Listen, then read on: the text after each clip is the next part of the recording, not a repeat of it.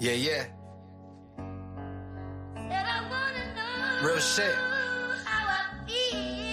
I ain't just wake up like this. At least not today. I've been feeling like this. Hair standing up right now.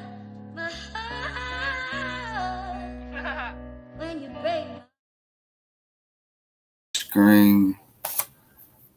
I apologize to everybody about the confusion. Sister's in the building. I appreciate her being patient with me. I'm finna bring her in here. Let me see.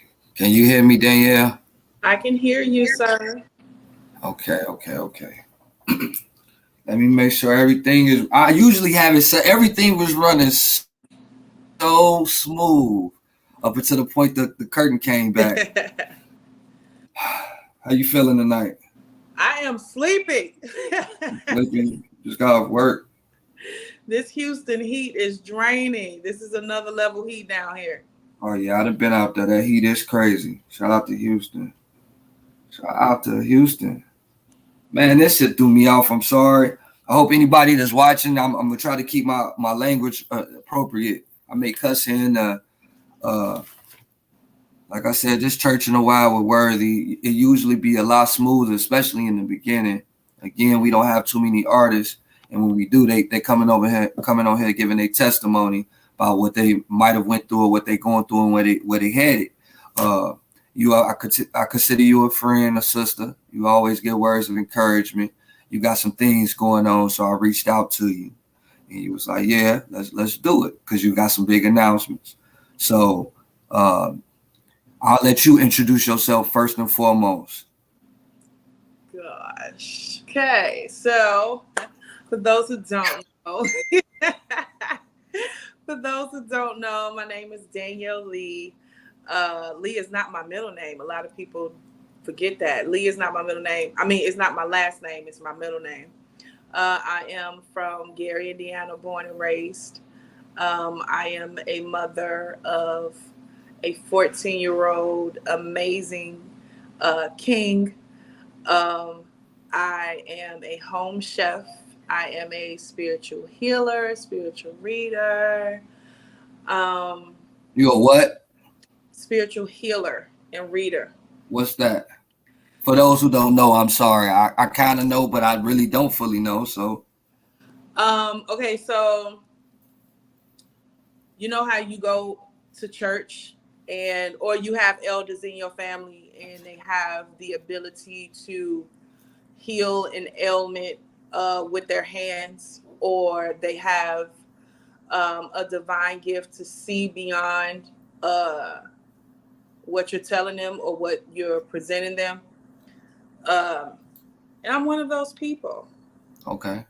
I got what you were saying. Hopefully. And so we had a lot of people. I'm talking about, I was getting messages, people like, man, I can't hear you. So bear with me a little bit because I don't want us to have this dead space. I'm trying to make sure I get all these folks back in here. Yeah. It feel like every time you get on the positive level, it be something. It's always something. That's why I ain't even trip, because I already know. Man, this shit crazy. Damn, and then it's like so unprofessional for me to kind of be like, now I'm like, da. That's why we getting the team together. Shout out to my team. So this, before you continue about saying who you are, Jeff said you hear me. Do me a favor, Jeff. If you don't mind, bro, shut a live in a couple groups. Shut a live on a friend or two page for me. Then come back in here, get the comment, hitting your hearts, hitting your blue thumbs so we can get them algorithms popping. I'm going to tell you a little bit about Church in a While before you continue to tell everybody else who you are and what you do. So we congregate and we talk about grown life stuff, real positive stuff that's going to help us be better as the years to come, whether it's health and what we eat, whether it's brain food and what we watch and reading, listening to the music. So I try to keep it real healthy around here. And I know you got some healthy stuff to approach with. So don't be afraid to say some shit. What's that word, Brianna, you using? Discernment. Use your discernment or speak whatever. Like, lay it on us at any point in time. Don't be afraid, because before you leave, I'm going to have my panel jump on here too, and they're going to talk to you. So it's going to be like a grown folk card party for real. Okay. All right? Mm-hmm. So you do the reading. You left Gary.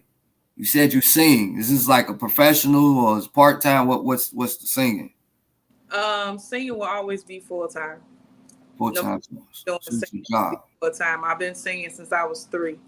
My first public performance was at 5. I sang "The Greatest Love of All" at my preschool graduation. So I am addicted to music. I am in love with performing. I'm in love with the stage. That's my safe space. So that will always be full time. I remember seeing you in Westside, Mr. Spencer, doing your thing, man. Shout out to Mr. Spencer. Shame on me, but I honestly at times I never imagined that like people I could go to school with would be like as big as we're getting. You know what I'm saying? Because we come from where we come from. But Mm-hmm. again, this is what my show is about. Like really letting people know we ain't got to feel like that. I done felt like that before. Sometimes it take to hear somebody else's story, what they got going on. You say you got some big news, big announcements. I do. Where do we start? Lay it on us. We gonna start with the news. We no questions or nothing. We just gonna go into the news. No, we ain't. This ain't really an interview. It's like we talking, we catching up. You out of town and shit. I ain't seen you in a minute, sis. But you got some news? Well, I want to hear about your news, and then I might ask you some questions that go with that. I do. So the big news. I am so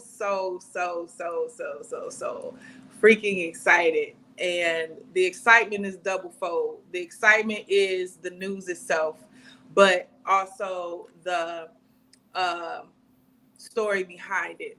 Um, I had an idea to write a children's affirmation book Mm, about 2 years ago. And life just started lifing, and I put it down. Um, and so about a month and a half ago, I broke my foot, and I felt like that was God saying, "Get it done." And so, you broke your foot? yeah, I did. I did. I have vertigo, and so I had a really bad episode. Vertigo. I'm sorry. I'm taking notes, not on you like I'm studying you, but I don't know what vertigo is. I might want to spin the block on that. You But okay? you broke your foot because you got vertigo. Well, I didn't break my foot because I had vertigo. I broke my foot because I had a bad vertigo episode and Okay. broke my foot down. Vertigo is a condition that makes you dizzy. It's very scary because you can't control what's going on in your body. So Okay. it's like you get really dizzy, you lose your vision. It's almost like a blackout, but you're still present. But your body is doing whatever it wants to do. It can get very serious. Like I know there are people on disability for it. There are people that cannot get a driver's license because you cannot predict when an episode is going to come. Oh damn. Yeah. So luckily, I'm not at that place. Um, but I think it happened because I had just came off a fast, right? And then I took my silly self outside in this Houston heat to go Yeah. work out, and nothing on my stomach, no water, um, and I think that's what triggered it: the fasting, and then being in the heat with no water, trying to exercise. And Yeah. so when I got home, I thought I was gonna be okay. I started to feel it come, and I was like, okay, I can just make it to. If I make it to the bed, I'm good. I can lay down. And it's like I got to the door of the bedroom, and it was just not good. And so my body shut down. I blacked out. Um, and on the way down, I think I was still present enough to try to brace myself. And in the midst of me trying to brace myself, um, my foot and my knee just they just did whatever they wanted to do. I broke my foot. Uh, my knee snapped out of place, but I was able to snap that back in place. I couldn't snap that foot back in place. Uh, I'm sorry. That making my stomach hurt, bro. I got a torn ACL, MCL. That made everything hurt. Just yeah, it wasn't pretty. It wasn't pretty. I'm How happy you came out of that. I took the time that I was sat down as a push to get this done. And so, Like somebody might have tripped you. Like somebody might have tripped you and told you, like, hey, get this done. You sitting on it for too long. So it is a children's affirmation book and journal. It is 13 chapters, 13 stories of things that children and young adults go through.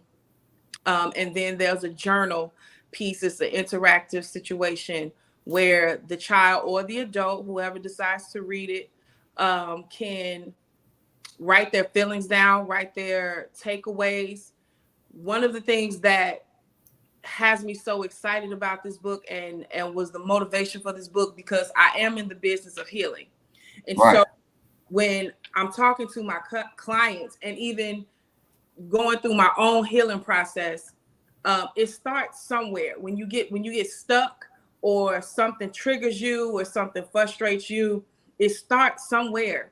And 9.9 times out of 10, it started with something in our childhood that we got stuck in. And so I feel like this book was divinely inspired to take us back to a few situations that really could have happened in our childhood that we did not know how to handle, that we did not know how to recover from. all right. And I'm just freaking excited. What's the name of the book? It's called I Am, I Can, I Will. So you done got your joint printed up and everything. Not only did you write the book, hold on. Like, look, everybody that's in here watching right now, I mean, I only have one comment, which is cool. Y'all may comment eventually, but do me a favor, shut it live. This is the things that we want our community to know about. These are the different options for them. Even if they don't want to talk to their kids or you don't want to talk to your kid necessarily, this book may be able to bring you and your kid together so it's easier for you guys to talk about it, because these type of things do go on in real life.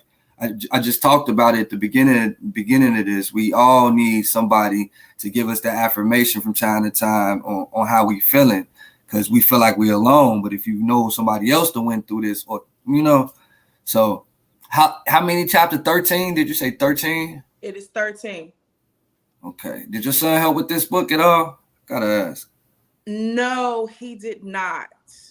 There is a chapter about loss. I was very intentional about the different topics I wanted to cover. I wanted to cover as many as I believe a youth would go through. You can find bullying, stage fright, sudden loss, divorce, one parent homes, adoption. Like it covers so much. But watching him these last 2 years really has been amazing. And I believe he's as strong as he is because he has strong parents.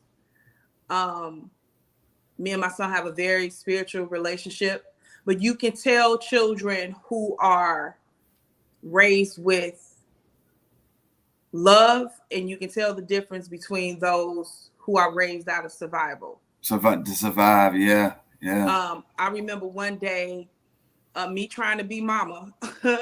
I went to him a couple of years ago, and I was like, let's get up every day and recite 5 to 10 positive affirmations.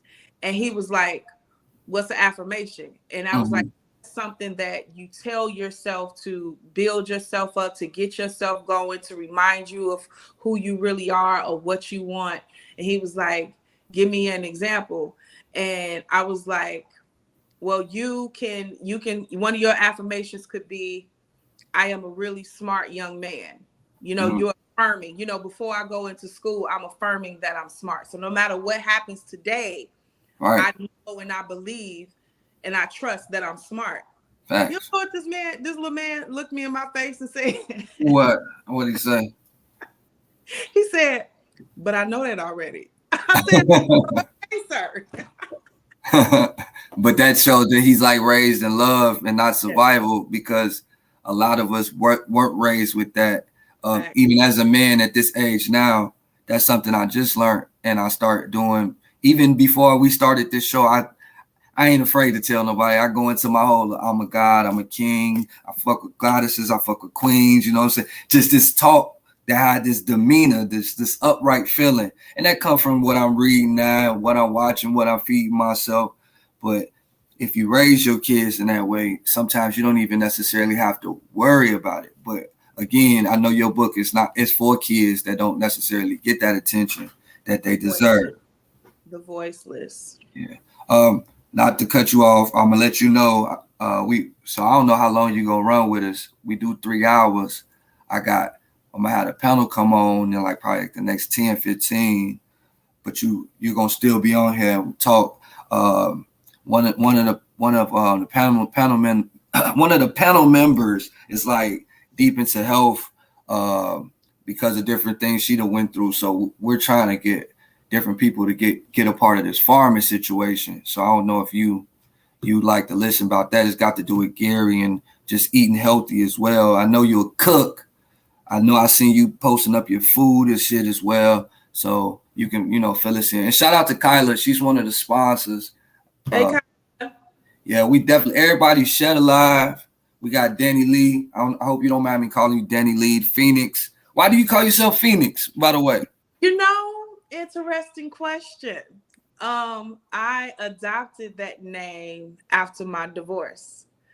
When I was able to look at myself in hindsight at how I was able to recover and heal after something so heartbreaking, that's how I started to not only identify myself, but that's what I realized I was. Because it wasn't just with the divorce. It was so many other things I had been through in my life. Sister Danielle always came out shining. And it was always a rebirth. Hey, Nookie. My bad. Got people popping in. Hey, y'all, if y'all don't mind, Shut Alive. I want everybody to hear Sis' testimony. We don't know who it's going to change. I got to get you on here too, Nook. I had Kyla on here, but we did a morning episode. Again, every Wednesday I do a live, but I'm randomly doing pop-up podcasts. Mondays, Fridays. I got like a big lineup. We got so many smart people that come from where we from. And once we just really start rotating with each other, it ain't got to be full-time. It could just be something as simple as sharing the love, sharing what your speech or whatever, your book. Is it in the stores? Okay, so listen. All right. Pay attention. I got ADHD. You know that. I'm going to try to pay attention. This is a prototype that a really dear sister friend of mine did for me so that I could see what the book would look like. The website is up.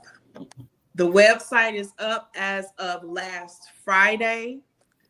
I will.com. I can go order a book right now. You can go order a book right now. All right. So while I'm ordering the book, it's will.com. I'm gonna actually let me put it on the banner first. But while I order my book, see, because you gotta lead by example sometimes. Tell us what the other big news is, because I know it's gotta be something more than the book and shit. I mean, that's definitely dope, but you laid it on me like you had some shit to say. It's really, really the book. I'm really excited. I didn't want you to put book in the promotion of the show because nobody knows, other than the people that I shared it with. Nobody knows about this book. And so I wanted to kind of be like a surprise or, a reveal. But I'm just really excited about this. I know it was a divine assignment. I'm excited about what it's not only going to do for the youth, but also the adults. And I mentioned that in my forward, that this could definitely be used for shadow work. I had a few people. Wait, because I just learned what shadow work is. So, me and my people all might not know that. So what's the shadow work like? What is it? Simply put, shadow work is when you go to those places in your life, no matter the age and time, that may have been difficult. It may be a place you got stuck in. It may be a place of abuse. It may be a place of uh, stagnation. But a lot of times we will stay away from those memories and we'll put them in the back of our minds as if they don't exist. But at the same time, it's those things that we try to pretend didn't happen or didn't affect us that's driving how we behave and how we talk and how we treat people and how we allow ourselves to be treated. So shadow work in this book, if you're reading a chapter on bullying. I'm trying to find a website. I'm sorry, hold on. So it's IamIcanIwill.com. It's not spelled EYE. No. Shout out to my boy M Jones, man. Carolina's in the building, man. I'm really plugged in. That's like my third home now. Shout out to them, man. They've been rocking with me tough. If you want to buy the book, bro, it's IamIcanIwill.com, but then it's not EYE.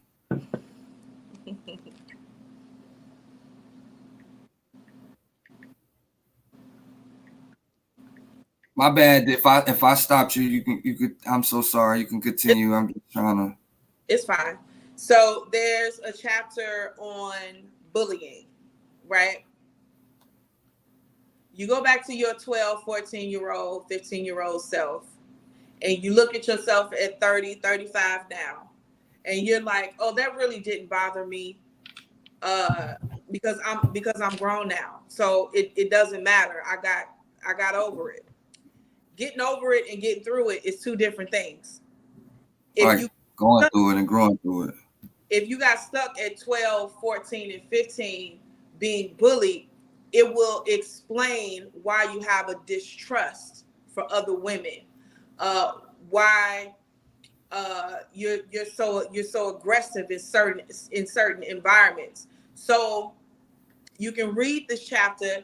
It's going to take you back to that place. And then you read the affirmations, and what you're doing is you're rewriting. I don't know where this comes from because I've never said this before, but you could actually rewrite your own history. You can go back to that place and replace the pain with it just simply being an experience and the lesson. A lesson and learning from it. And possibly teaching somebody else how to overcome it or not go through it. So that's why I think we've been taught to not speak about shit, be shy about the trials and tribulations that we went through, but instead we need to use them as true testimonies, not just to boast and brag, but for real to find that tribe that can use a leader as yourself. Like it doesn't even take for you to have to lead somebody for their lifetime. A simple moment can just change the momentum, the momentum shift. I can see that book doing this, like for real. Thank you. And then I heard you say, I never said this. This is again, this is what I'm on. This ain't for clout paper. This about purpose. You know what I'm saying? Like if we can spark up these type of, because if you might not have thought of this ever. Not to say you wouldn't, but if we didn't have to have this conversation at this moment, you wouldn't think of like, damn, you could rewrite your, you know what I'm saying? You could even how you feel about the shit. You don't even have to be you end up not being as mad as the person that does something to you, and you're more understanding to why it occurred, because even they didn't know the shadow work or what they done went through, what traumatic experiences make them react the way they react and shit like that. So, and then just thinking about just putting it in a simpler plane. I was 14, I was 12, and I was dealing with other 14 and 12-year-olds. Mm-hmm. I am 30, still operating in a 14-year-old mind. Don't embarrass me like that. I know that feeling far too well. And I have to tell my old lady that's often like, shit, I'm really playing catch up, and it's not a good reason or response, but it's like, damn. By the time you realize or mature enough to understand a lot of your errors, your way, era of your ways, especially if you know you're a good person, it'll make you feel fucked up. It will. It will. But that's when the healing comes, because none of us got here wherever we are on our own. None of us. And everybody got a journey, man. Everybody has a journey. Even if you're in a relationship, you still individuals. You in a friendship, you still individuals. You work at a job, you're still an individual, and you have to walk that individual path. And so you may not always get what somebody else got when they got it. But what you said earlier was key. When you said somebody can learn this and go through this so they can help and teach the next person. That's the whole point. However, if you aren't learning and if you aren't growing through your experiences, you have nothing to teach. Right. Nothing. You're just reciprocating trauma. And I mentioned that in my forward. I addressed us big people, the adults, the parents who shut our children down and we silence them, not because we actually want them silent, but it's because we can't teach them nothing because we ain't learned nothing. Yeah, you don't really know nothing with your style of parenting. Not you in general, but even me at times. I'm a different parent if I was allowed to be. Well, I'm a different person. Period. So you see things differently. Like that's not how you discipline or how you uplift somebody. That's a tear down if you thinking. You know what I'm saying? And some people think it's corny to love on your kid or just to love on another adult. It don't even have to be sexually. It could just be uplifting of, hey, you look good today. You're beautiful. Or I have to remind folks often that the life is just challenging. It's not a bad life, and it's what you make it. You got control of certain things, and once we realize that, even myself, we gonna win. Yeah. Let me see. We got a comment. Everybody, do me a favor. I know that I just sent the invite out to the panel, so they'll be joining shortly. I was just about to mention you too, Kyle. I was finna pull up your menu because the team got on my trail. They said I gotta make sure I start pulling up the menu and giving your number out. I was like, I don't know if your guy gonna be cool with that, but they said, hey, she a sponsor. So what I'm gonna do, I'm putting that up there. I don't know if I'm gonna be able to see it and read it. But one of the team while y'all joining or whatnot, if you see it right here, the menu's up here in the top of the corner. Shout out to everybody saying. I know I got a couple people on YouTube land. I'm running off of 2 Facebook pages in YouTube. You talking to me and Danny Lee, Church in the Wild Worthy. The rest of the congregation, aka the panel, will be joining soon. We just grown folks talking about things that we don't talk about too often. Words everyone really don't say, you know what I'm saying?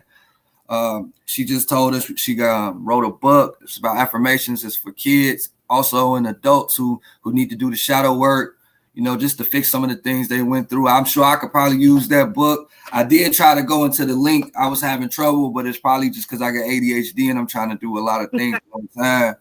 But I'm definitely gonna get it. I put the website in the. Let me go back and pull it up. If y'all got any questions, feel free to write the questions in the comments. Send the questions. And again, Kappa is one of the sponsors up top. I think that's the right-hand corner. It's the menu.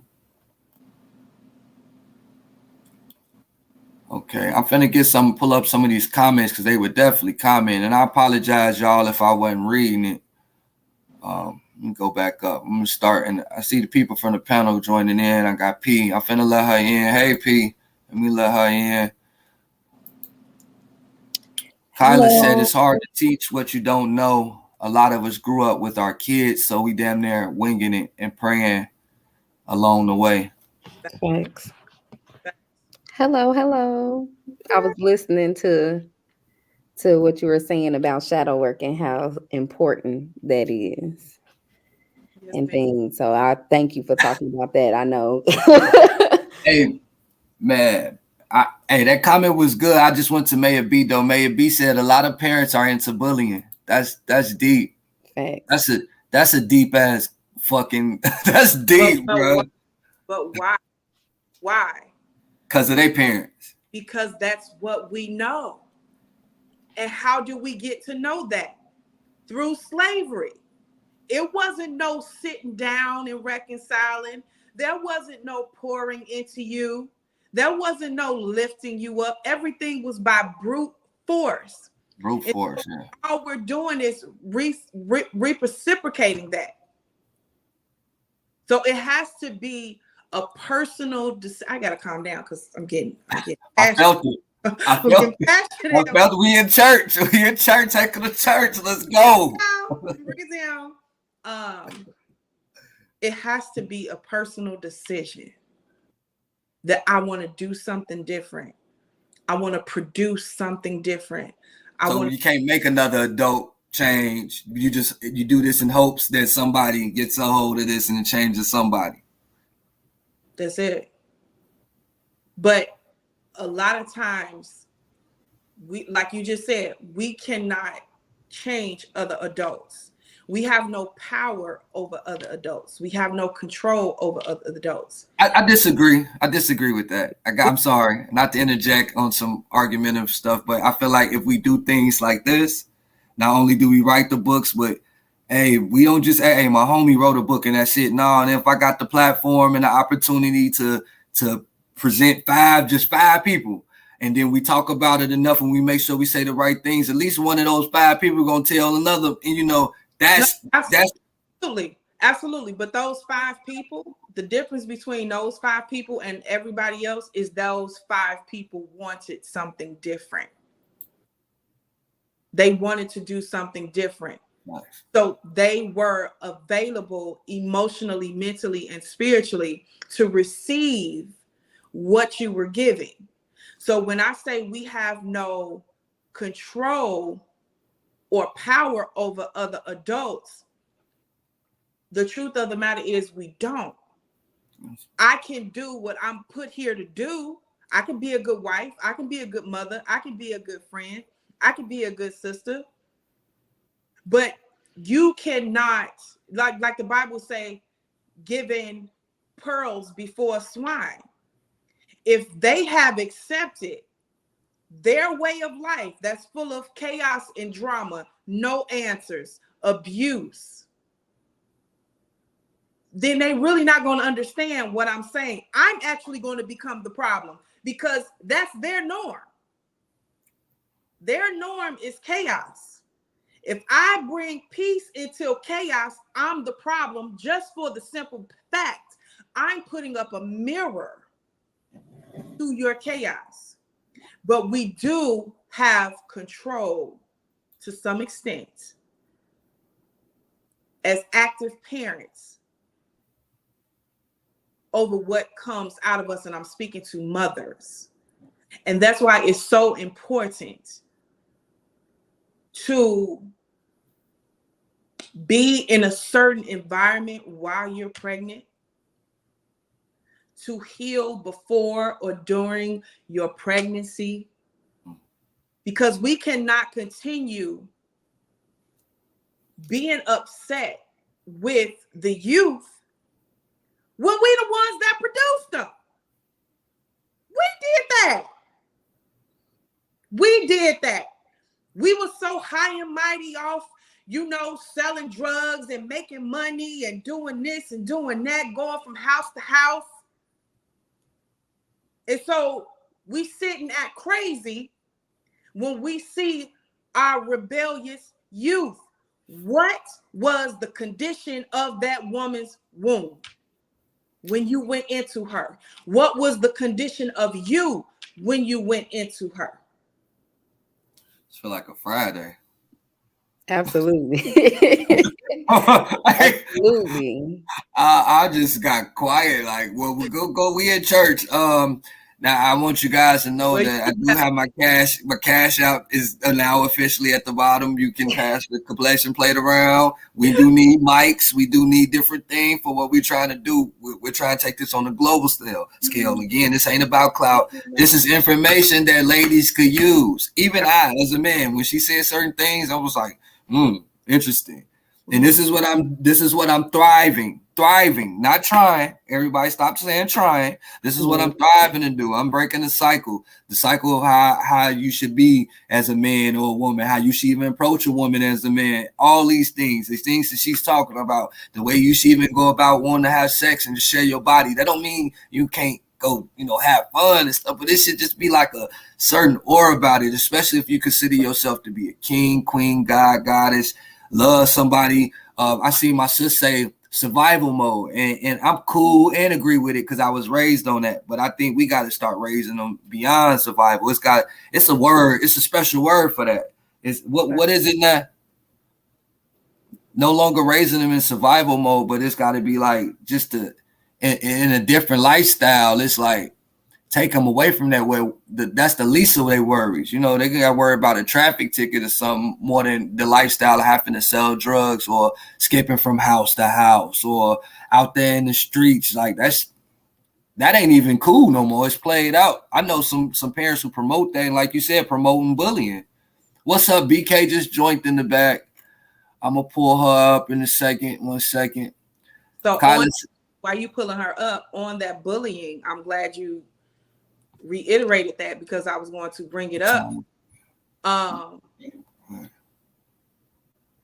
lot of us, I use that generally, have a lot of self-hatred. Mm-hmm. And so the bullying that we see mostly between Black mothers and Black daughters is because that Black mother hates herself.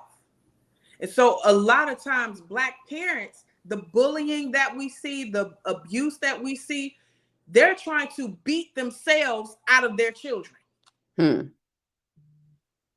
You did that. I'm sarcastic. I'm nonchalant. I'm an introvert. I know this about me.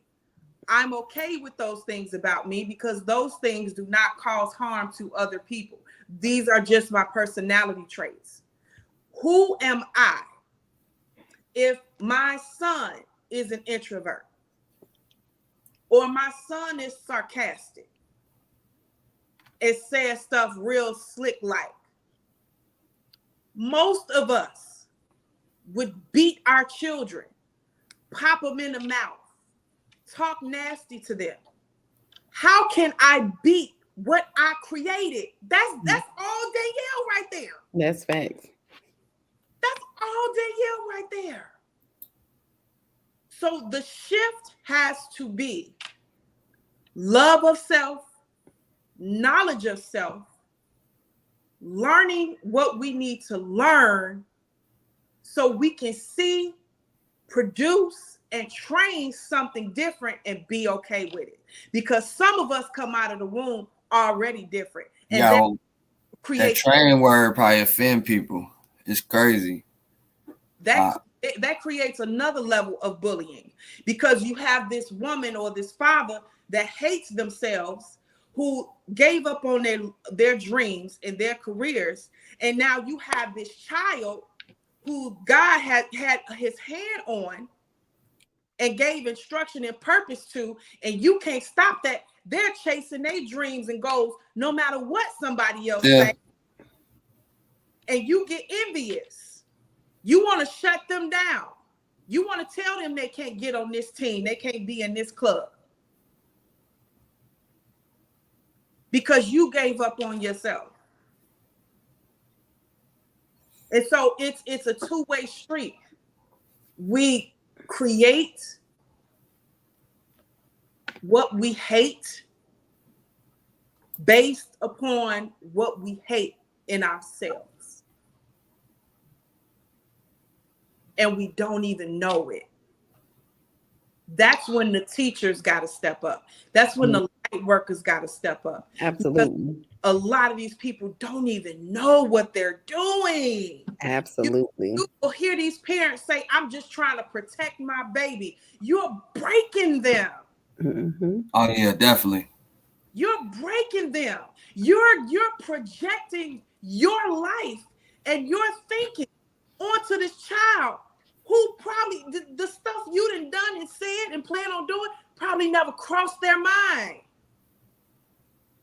But because you didn't heal with yourself and you didn't reconcile with yourself and you didn't reconcile and build your spiritual relationship, when you see this person that looks just like you, that's what you see. You don't see an individual. You see you. Mm-hmm. Instead of working on you, you say, I'm going to work on this child and I'm going to stop you from doing the stuff that I did and saying the stuff that I did. Girl, that don't even belong to me, lady. Facts.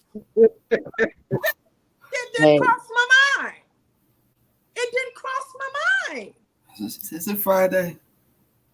Definitely projection. Sir, you knew better.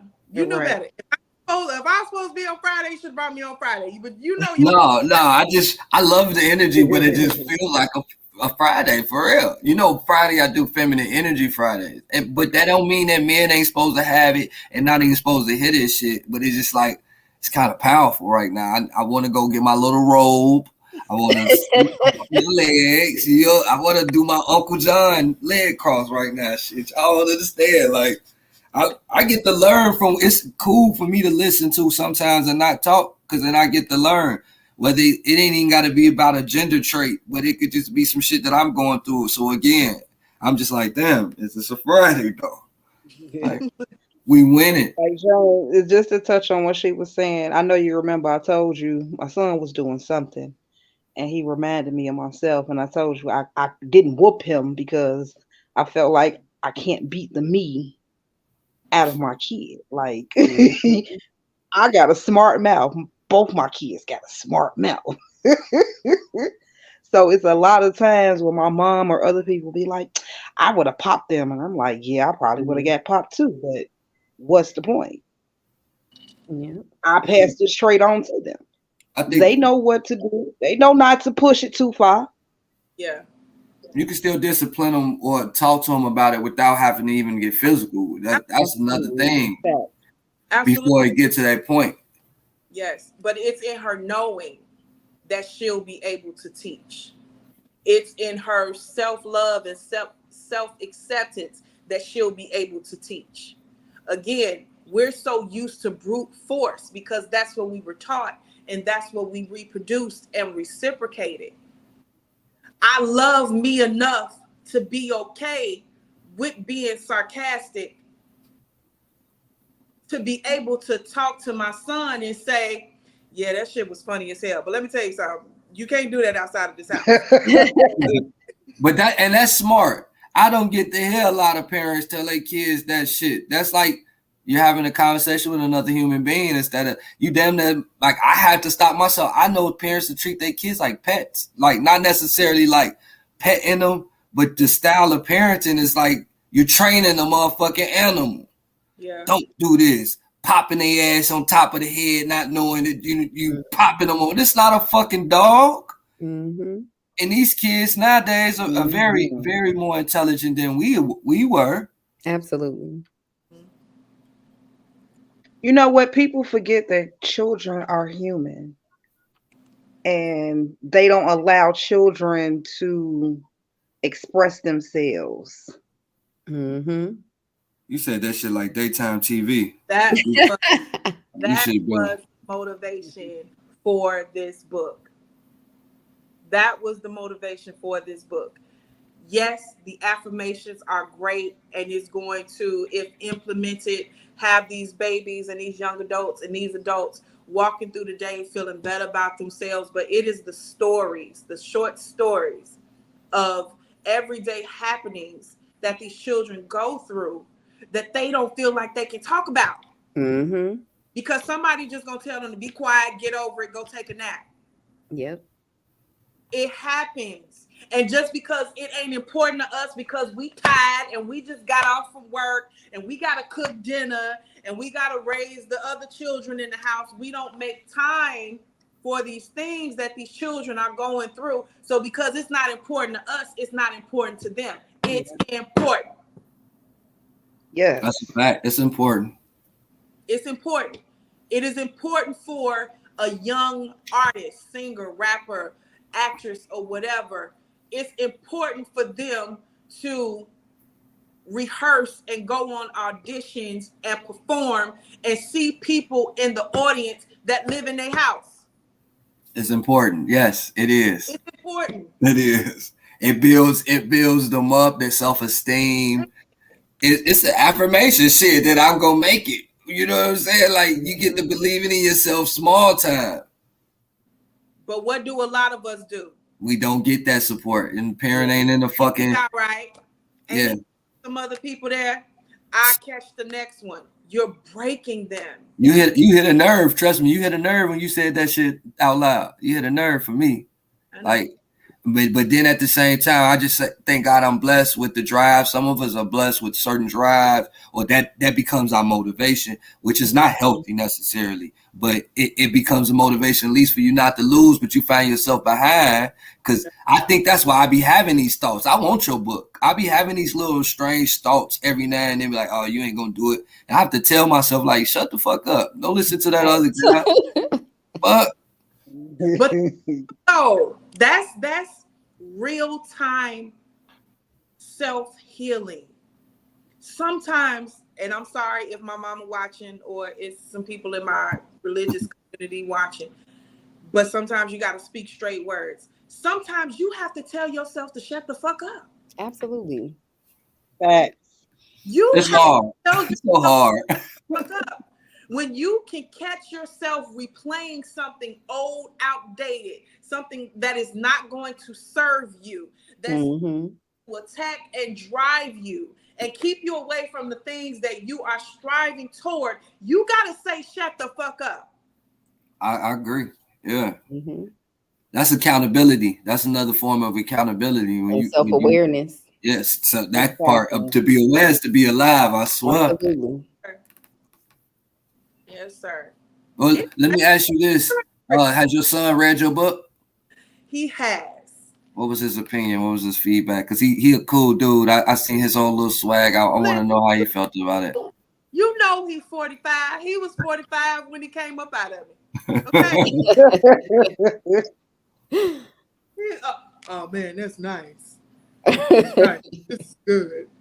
Sound like your granddaddy giving you. I gotta take that because that's his personality, and in certain situations, that's my personality and my energy towards certain things. It don't mean that I'm not excited or I don't care. That's just, you know, we just some laid back folks. Yeah, we got to stop being laid back. Not necessarily like you all, but as a people, as a whole. When it even comes to this things like the kids need affirmation, I do kind of want to lean towards a different way, even though we're gonna probably go back this way. But not only feeding them affirmations, I know you cook and shit. And like I mentioned Pete, we real deep into this, trying to eat healthy, and we also trying to, you know, create this farming community where people are, you know, just participating and moving about it the right way. With you being a cook and all, like, are you into the organics or into the farmers markets and et cetera, et cetera? Like, where are you at with it? Because I know until that book take off, you've been cooking and shit and singing. So where you at with it? And I'm gonna be cooking and singing when the book takes off. I know that's right. I try to do organic as much as possible. I cook mostly because it makes me happy. Okay. I enjoy bringing people joy. That's that real soul food. Absolutely. Everything I will have an element of healing because I am a healer and I'm intentional with everything that I do. saying that. We're gonna test you. I'm gonna test you before you leave. So you keep saying you're a healer. So my secret ingredient is love. Mm-hmm. That's deep. It's love. It can be the best of foods. It can be the worst of foods. At the end of the day, what you're going to get out of that plate and from that table is love. But I definitely want to, I have a desire to have a garden. I have a desire to grow my own food. The Nation of Islam has a lot of land, a lot. Actually, Khalik went on a school trip last year to their land in Atlanta. And he was able to go on the farm, and he was able to have those experiences and go through the fields and see the animals and things like that. So that's definitely on my list of things to do. The way the powers that be put themselves in our straight path, and again, that's Bible too. Mm-hmm. He was going to come to us in our straight path. What straighter path can we have than what we consume and who we love? Mm-hmm. So what do we see the big business? Valentine's Day, Mother's Day, Father's Day, Christmas. They take what we love to make a profit. Yep. Facts. Say that shit again. We have to eat. So what better way to control or kill than through what we put in our bodies? And people don't want to believe this like it's some type of a secret, but it's really just we got the whole wide world Right. and they still don't believe it. They still don't believe it.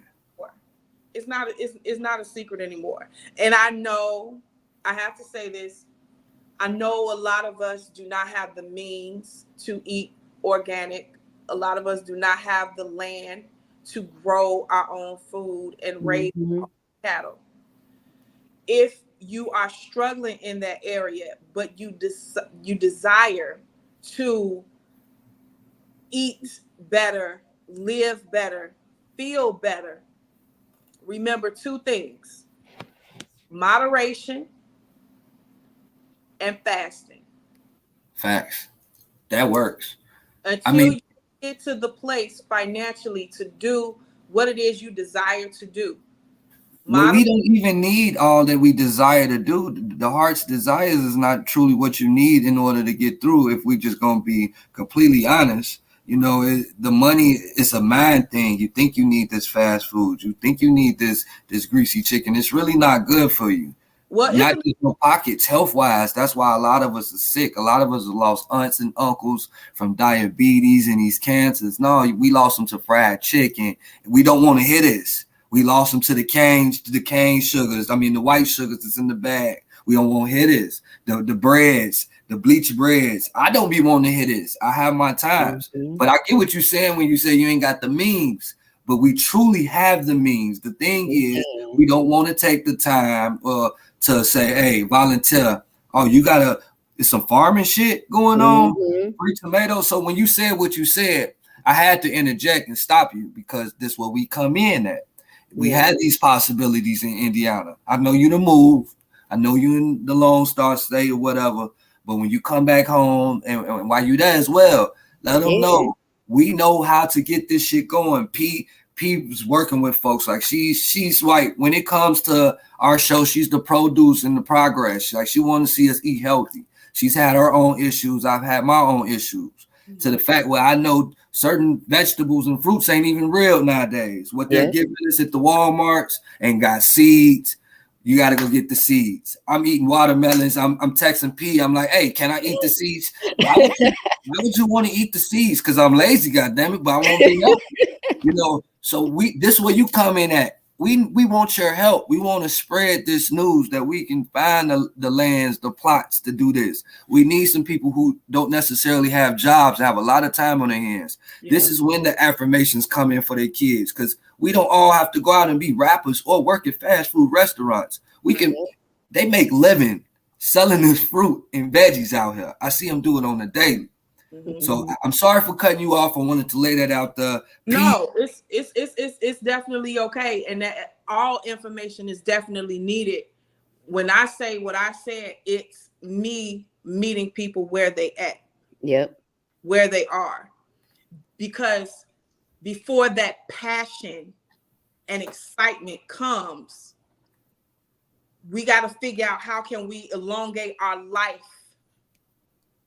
until we get to that place before it even comes to the, because you don't need land to grow your own food. Nope, Right. you sure don't. You don't need land to grow your own food. I know a sister in the nation. I know 2 or 3 that does it in-house. There's a So are you machine. Muslim? I have to ask. I wouldn't be doing my job. I hope you don't mind. Are you? What is your religion? I am a registered member of the Nation of Islam. Okay, I mean, because my uncle is he used to cut Muhammad Ali hair. He marched right next to Malcolm.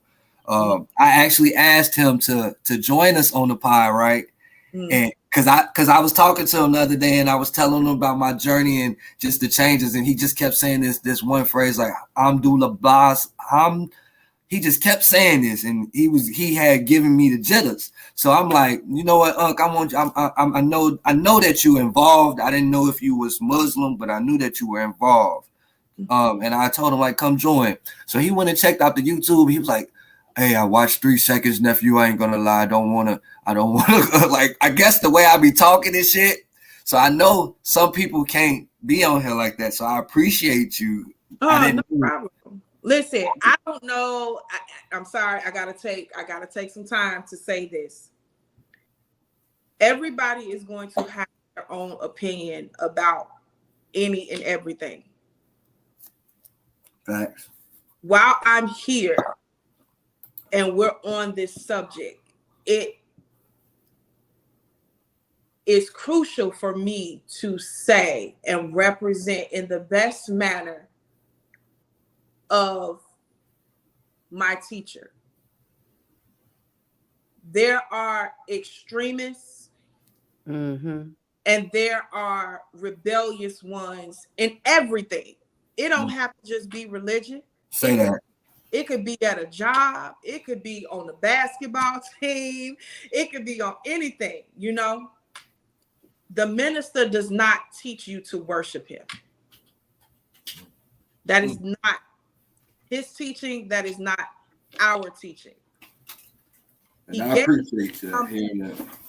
He gave me something about 6 years ago that I never forgot and I will never let go. So when people see me singing and they see me going to different places and they see me doing tarot card readings and they see me doing Reiki and they wonder where did I get the balls to do that I do, being connected to such an entity as the Nation of Islam. There was a brother walked up to the Honorable Minister Louis Farrakhan, and he said, "Brother Minister, I love you, Brother Minister. I need you to tell me who I am. Tell me who I am so I can help you. I want to help you, Brother Minister." The minister paused and said, "Brother, I'm not going to tell you who you are. You tell me who you are." Right. You hear me? We got the same God. So in that moment, the minister did 2 things. He got that personality worship off of him and directed him right back to the source. I like that because I don't get to hear that about. And which minister are you talking about before I say my statement? See, and I hear a lot of other stuff where they say like the top dog, he act like a god or whatever. And I mean, I ain't never had no personal or even really watched a lot of them. I watched enough, but to hear you say it, I know you personally. I know you ain't finna like just vouch for no. You don't vouch for no poo-putt. So I am not. But in that moment, I feel like he gave me and millions of other people freedom. And he didn't have to give it to us. But he told us not saying that he has the power to free you and all of this. I'm not saying it in that type of way. What I'm saying is he gave me something that night that never left me. And what I took from what he said was, stop asking for permission to do what you were put here to do. You really just messed me up. The same God, this is what I heard him say. He said what he said, but this is what I heard. The same God that put me here put you here. So why stop at me? Don't stop at me. Go to him. Go to her. Go to source, whatever you may call it. Do not stop with me. So anybody that says that the minister is what you were saying, they're a liar. And he will tell you often, do not worship me. Anybody that say that, anybody speak like that, I fuck with them. I tell you this, I'm drawn to the nation, the symbols, the way they carry themselves. I'm not even afraid to just say this publicly, even with my uncle being so close to them and being a part of it. Like, but it's like that part that scared me. Like, I already got the feeling like can't nobody stop me. Like, I go talk to God before I go talk to another man. Mm-hmm. Like how you said that, but that was always a thing for me because I also, when you said the rebellious, it was a term you said, you used 2 words. You was like, we got the rebellious, and I guess something like the people who overdo it. You know what I'm saying? Worshiping. Yeah, and that does something to me. It almost gives off a cult feeling, a cult vibe. Mm-hmm. But again, hearing you say certain things, knowing that I have family attached to it, that was one thing that just kept me like not wanna, you know what I'm saying? Yeah. Because even the signs and symbols, I'm so drawn to them because it's so close. I guess the Egyptian, the hieroglyphics and all that. I don't know if that has anything to do with it. This conversation is making me cold as fuck. I mean, cold as F. But I'm gonna tell you something that I told my son. It's also something that I had to live and learn and practice myself. Don't you let nobody determine what kind of relationship you gonna have with your creator. Mm-hmm. Just because they are a poor example, that's all they are. They're an example. So I'm gonna let somebody. No, I'm not gonna do that right now. I'm not, because I have an example, but I don't want to get into that. No. Fine. Yeah, we do. I said. So yes, you do. My ex-husband was a Muslim. Peace be upon him. He passed away 2 years ago. We got a divorce in 2016. 3 weeks later, he was back home because I know that's right. I should just put y'all on the screen. Let me take myself off for a second. Eventually, it didn't work out. It's fine. Everything has a season. Everything has a time. I could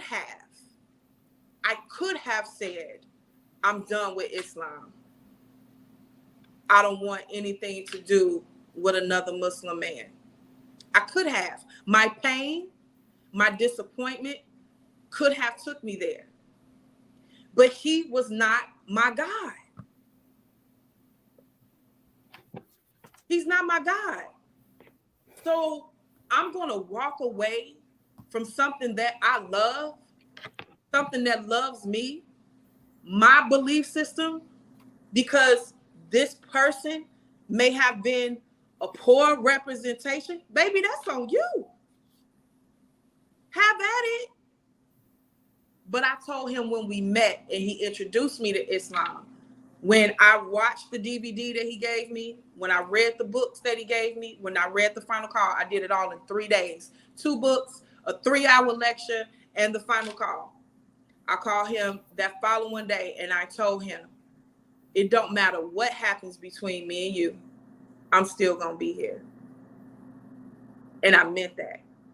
and I am still here. Since that day. Since that day. So this is not just for you, it's anybody that's listening, because church hurt exists. Mm-hmm. Mosque hurt exists. Family hurt exists. Friendship hurt exists. Don't let, and I'm saying this with love, and I know I speak with a lot of passion, but it's because of what I've been through and because of what my assignment is. So Right. I pray nobody takes it as I feel like I'm a know-it-all, or that I'm perfect, or I don't have any sins and I don't have a past, or none of that. I don't struggle with nothing. That's not the truth. I'm on assignment. Period. I am on assignment, and I'm always my first assignment. Mm-hmm. Life is going to life. Absolutely. Never allow, be careful, be cautious, and work on not allowing a poor example take you away from what you love. You may have some women in your life who are shitty, who are whores, who are gossipy. You may have some men that are horrible fathers, who are thieves, who are bad businessmen. Don't let that take you to a place where you can't look at somebody that look like you and see your brother. Facts. Say it again. It's been so many times that I by the blessing of God, that His grace, that I just didn't waste my life just on that alone. What you spoke about, like you cannot give them that power. You should keep that power and use it for something whole different. So I applaud you for sticking to your religion and your beliefs, especially with whatever you went through. We all adults. We can imagine. We just use our imagination. Use anything you went through, right? And just salute. Shit. It wasn't easy, and it's never easy. And I think that is a message we need to continue to put out and promote.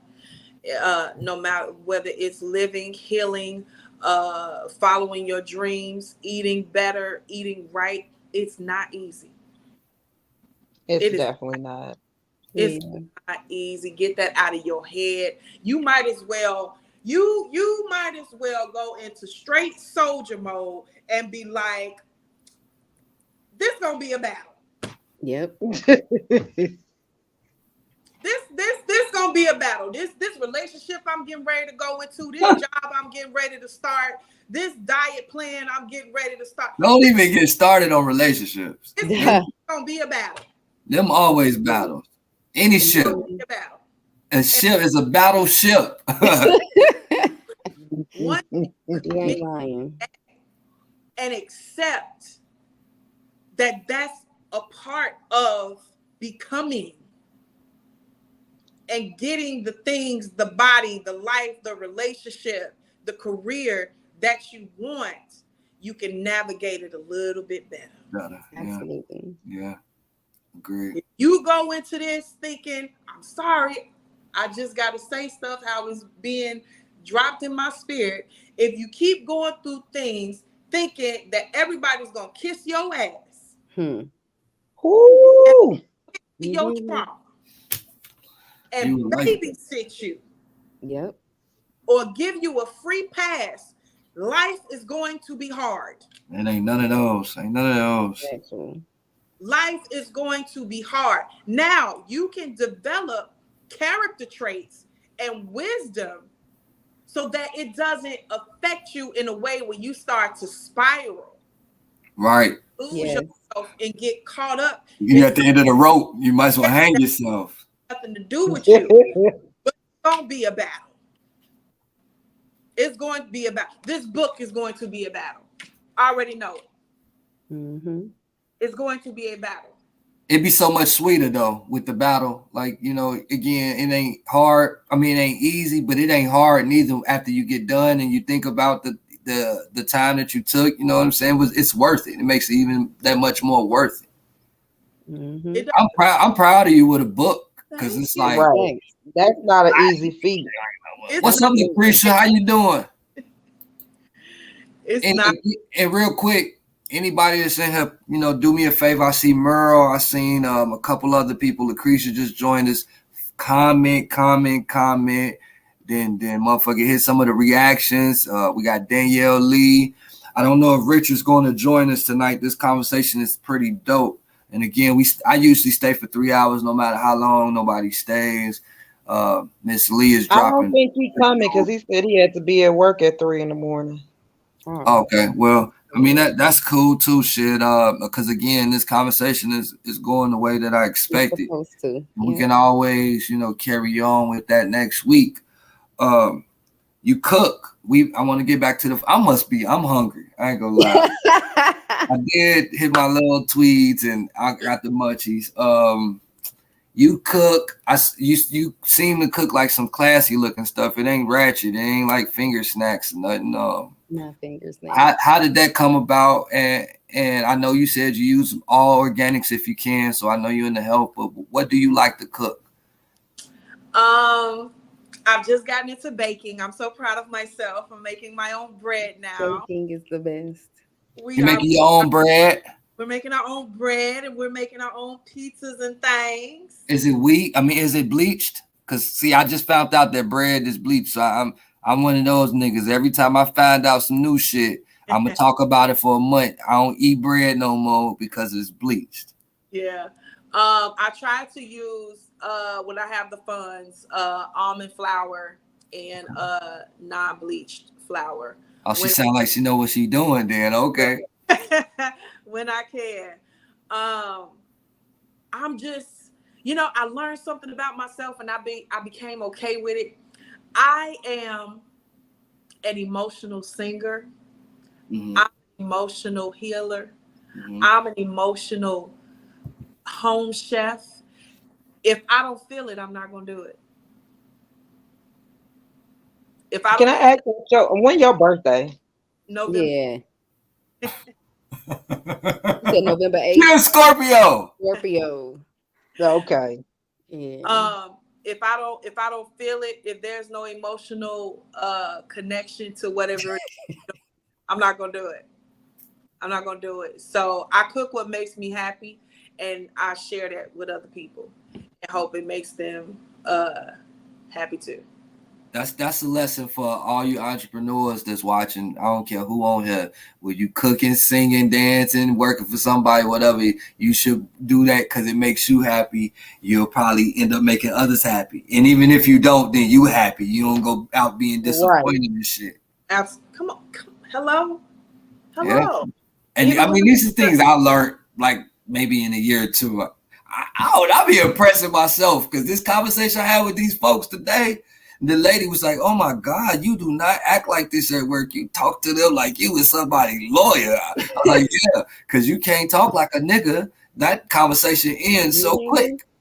Yeah, you gotta talk like James." Not James. For real. Hey Pete, real quick, while we got the mic, man, lay some of that farming information you done gathered up for us and lay it down on Sus. Well, please. Well, I'm owner and primary grower at Shiloh Divine Farms. It's a small farm in Maryville. I specialize in diversified vegetables and medicinal and culinary herbs. I also work. My girl. Huh? I said my girl. Yes, and and I also work in food access and stuff. So a lot of my job is in leveling the playing field for Black farmers and things like that, so they can get access to funding, so our community members can get access to fresh foods and herbs and things of that sort. And I know we were talking about you were saying how sometimes a lot of stuff isn't accessible. So my job professionally is to make sure that people are being connected with these things so they are accessible, because a lot of people don't know that you can buy little baby plants for your garden with food stamps. A lot of people don't know you can use your WIC and all types of other public benefits, if you even get that, to buy plants, to buy fresh produce. You get extra a lot of times to do all these things. It's tons of farmers market. And you said you from Texas, Houston? No, I'm from Gary, but you from Gary, but you currently live in Houston. Mm-hmm. Yeah, so it's huge farmers, like the black farmer community out there is huge. So shop local with your black folks. Yes, ma'am. So but it's kind of hard for us like that because we don't have access to a lot of that stuff. The reason why we eating the fried chicken and the hot chips, hot pickles, because that's the only thing that they are marketing to us. That's the only thing that they put in our communities. We have to drive all the way out to Cherville. We got the nearest grocery store, even within Gary. You got to get if you got to get on the bus or find an Uber or do something like that. It's at least a 20-minute commute to get to any grocery store, and then they don't sell the best stuff. Right. So At all. yeah, so what I'm trying to do, at least locally, What we're is thriving to do. What we're huh? thriving to do. What Well, we're what thriving I'm to do. what I'm doing locally, because I am actively doing locally, is connecting community members with their local farmers. Because a lot of people don't even know it's black farmers here, and in the state of I Indiana, didn't know. outside of yeah, outside of in Indiana, Lake County has the highest concentration of black farmers in the state, outside of Marion County and St. Joseph County, which is South Bend, but we have the most. And Wow. then right now, is so much funding coming down just for black farmer initiatives, so to help us learn how to scale up, to connect us with those resources so we can buy land and things of that sort. It's a long battle, but my job is to navigate those spaces with those types of folks to help us be able to get access to that so we can make money just Go how they make it. ahead Yeah. again. you get what I'm saying though, Yeah, like, but I mean, I feel you. Again, that's yeah, why we here. That's why we here yeah. overall. And then those folks, they making money. Like how I got into farming, I worked in behavior and mental health before, and I just got tired of it. It was depressing. I worked with teenagers, adolescent youth, and in placements and stuff is what I used to do. And I lost so many kids, like so many kids just getting out, getting shot in front of their house, dying of drug overdoses, committing suicide. And I strongly believe, at least for myself, that a lot of that is connected to what we're eating. Like if all we eating is hot chips, pickles, drinking Fago, and all that stuff, we're not getting what we need to even think clearly. Like, you know what I'm saying? So um I got into growing food for myself in my backyard. And then I found that putting my hands in the soil for me was healing for me. It felt like it almost drew the depression out of me. Like Mm. I don't know if, Grounding. yeah, very much grounding. Like, and then I had my babies. Type 2 diabetes tries to affect my life. Well, tries to affect my life at this time, but I've been able to manage it by changing my diet, eating whole foods, eliminating enriched white flour and all that other stuff. And then a lot of us can't even eat flour, dairy, all that stuff anyway, because just based off a traditional African diet where we come from, especially particularly if you have West African ancestry, they don't have that over there. They don't have wheat over there. They don't drink cow's milk None and of that things shit. over there. Like, Yeah. so Shout out that's to why Woody. we're lactose intolerant. The homie A Woody lot of just us have popped in. inflammation in our I'm body because we're eating wheat. That's not what our bodies are used to. We're used to whole grains, fresh fruits, things of that sort. Well, we done mutated now. Some of us drink whole cartons of milk. I I find it mean, disgusting, but and it's adaptation over time. Like, because Right. I can't mess with the dairy I can't I do it. personally. I never liked it. I don't know No, why. it was disgusting. I never liked it either. Like I You only know go put it in what? my cereal and then I'll pour it out. I fought my mama to a certain extent because as a kid growing up, I was never really fond of meat. I was never Mm, really fond of dairy products. It was so much stuff that my I would son the same way. refuse to eat. And it was Mm-hmm. just like the exposure and over, not so much of being forced to eat it, but just the exposure and seeing them eating it so much is how I got into it. Like you couldn't pay me to eat that shit. Like, Shout out to You hear Woody. me? Woody just hit the comments, man. Woody in the comments. I got Woody. I want to make sure because I mean the conversation's been so dope that I ain't said nothing about nothing other than what we talking about. Mm, Next week I got Friday I got Lady Passion. I don't know if y'all seen her with the condom on her head. Uh, Yeah, we did. Danielle about it. I'm gonna ask Danielle about it. Danielle said she had to do something real quick, so she put us on pause. But okay. I'm gonna have her Friday. I don't know if you guys ain't busy. Y'all can definitely pop in with me on that. What did y'all think? Y'all want to wait or y'all want to say anything about the condom on the head at all? No I comment. don't have no comment. I don't have You no don't want to look up Brianna? Look up say cheese. Mm. No. I mean, you know what? Oh, there she Whatever go. floats You her right on boat. time. It ain't for me. I personally wouldn't do it. I would personally probably try to attempt to talk my friend out of doing it because all publicity ain't good publicity. I mean, but if it worked for her and she be can bounce successful, back from it. Yeah, that's then what I'm saying. hey, hey, I hey, look, salute her. I'm Danielle. not gonna sit here and hate and down talk her, but it's not for me. I was telling them I got the homie Lady Passion. She's gonna be here on Feminine Energy Friday. We're gonna talk a little bit. I don't know if you seen what you seen. I think so. The way you got the lips. How do you feel about that? You don't mind chiming in a little bit because you are from Gary, Indiana. You one of our queens as well. I consider her to be a queen. Mhm. How you feel about that? Listen,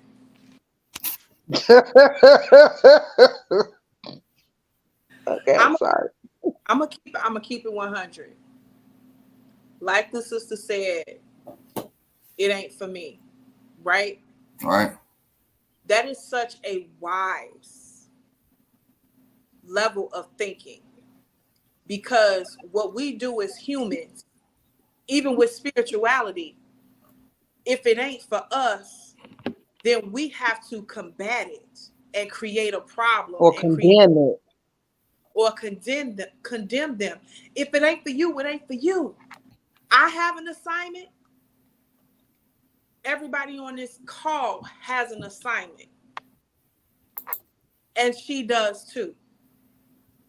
And so it's not for me to say she's not doing what God put her here to To do. do right. She's doing it in a way that I may not do it. Do you know how I almost cursed? Okay, let's bring it back, Danielle. Do y'all get the curse? Do you? I do. I'm just trying to be good. I'm Okay. trying. Okay. But say it how it came to me. That is so fucking egotistical. what That's what so egotistical for what part? an entire human being that you had no parts in creating. You have no power to wake them up in the morning. You have no power unless you use it by force or by weapon or poison to take their life, to sit in somebody's face and say, you wrong. You shouldn't be doing it like that. And I'm saying this is coming out of a place from how I feel about the gay community. Mm-hmm. People can say what they want to say. Let me tell you something. One of my favorite shows is What's RuPaul. up, Letitia? One of I'm my sorry. favorite shows is RuPaul's Drag Race. You want to Why? know why? You know what? That's one of my guilty pleasures. I love Listen, that show. listen. I'm gonna tell you why. Number one, I'm an artist, right? So I like seeing people do their shit. Right. I like seeing people excited about their passions and actively doing it. Number two, when I lost my hair, I had to, and I never really wore makeup. That show taught me how to do my makeup that would accentuate my bald head, that would accentuate my features when I went on stage. But most importantly, you're watching people who love who they are and living how they want to live that's not bringing harm to other people. Other So people. say Yeah. what say what you want to say uh, uh, uh, about about them biblically, spiritually, reproduction wise, all these titles, blah blah blah blah blah. And There on top of that, the show is just damn it entertaining. is, but there is so Yo ass. there is You so auntie, you I'm auntie your shit. serious. You there auntie your shit. It's Talking about entertaining as hell. entertainment. Like you ain't heard a motherfucker get red till you hear one of them drag queens shred, She baby. done made me thirsty. That's what you got you something to drink. I'm dead if gonna give me something to drink, man. got a little sweet tea, got a little Little sweet tea. sweet tea. Little Um, sweet tea. but there's But some Gayla tried to have me watch that shit. I wasn't going. I mean, to each his own. I have no ill feelings to any gender. Love who you love. One of my sayings is, "What you fuck don't make me nut," and I truly mean that. that's not my business. Right. You do with your Exactly. private parts. What I do But with my mouth and my private parts is my business. back to the condom on the head. Back to the condom on the head. Yes. Although we're not judgers, you Mhm. still had an opinion. Your opinion was that you wouldn't do it, but you basically like me. You rooting for her. She's still 219 Gary. I That's or why? Exactly. So I'm going to be tuning in Friday that. because I want, and that's my dog. That's my girl. We have one of those sisterhoods where we don't have to talk all the time, but when we do, it's like we never stop talking. I'm proud of her for what she has accomplished, for what she's doing, and I don't know her why with that. And guess what? I'm gonna keep it 100. If she Okay. didn't share her why, it wouldn't matter. Her business. Right. It wouldn't matter because if she is submitting to the divine inspiration that she's getting to carry out her purpose, I have nothing to say. Who am I? What if nothing else? If Well, nothing else, well, I asked your opinion because you are considered, one modest. of not modest, but we are a community, and with this platform, it's definitely been a hot topic for me and her talked, and I won't necessarily say what we said but it wasn't nothing harsh. Like I feel exactly like you. You know what I'm saying? I know the business. I know who she is. I know what type of music she was delivering before this got anybody panties in a twist. I've heard her rap about powerful. This is what I was telling the other motherfucker. Like when somebody rap about certain shit and you don't get a certain response. Sometimes we do shock value. The same thing. Like I don't agree with Right. Charleston completely, but his shock value, I understand it because it allows the opportunity. Now this is what you missing. Yeah. Come check me out. So that So Right. might be what it You know is. what? She wouldn't be the first entertainer to do something like you said of shock value to bring attention to herself. Like just Is what it the she's right doing. attention? Is it the right attention? As a consumer, as somebody in the audience, do you like? Do so you? Like she may miss someone like me, yeah. but that's not saying that she won't grab the attention of someone else.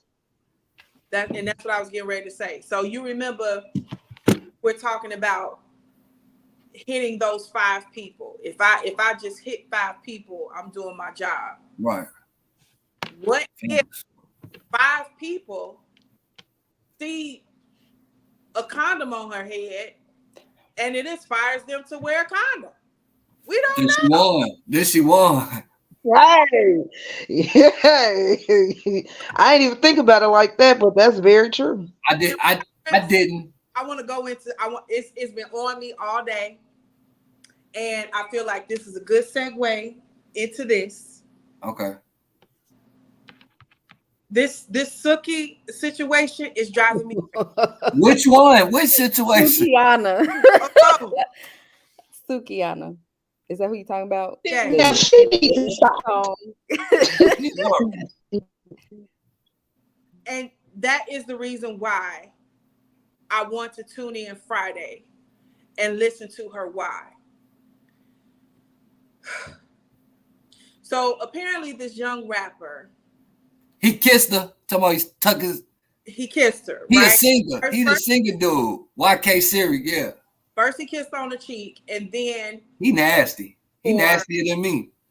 whole mouthpiece, right? However, prior to that, she said she was going to turn him out. Also, prior to that, a few weeks earlier, she is on stage with Drewski, the internet personality. I seen that. She was like throwing her head in between his behind. With every man she has been around in any interview, any connection, interaction, it has been hypersexual. Yeah. I understand all sides. I understand consent. I understand. I also believe, because this came over me today, there could be an aspect of her being sexually violated as a child. And so that hypersexuality come out that way, but it's not who she really is. Yes. However, there's more. There's more. We scream mental health matters, but at the same time, we promote split personalities. Absolutely. Absolutely. I am who I am on and off stage, period. That's how I feel.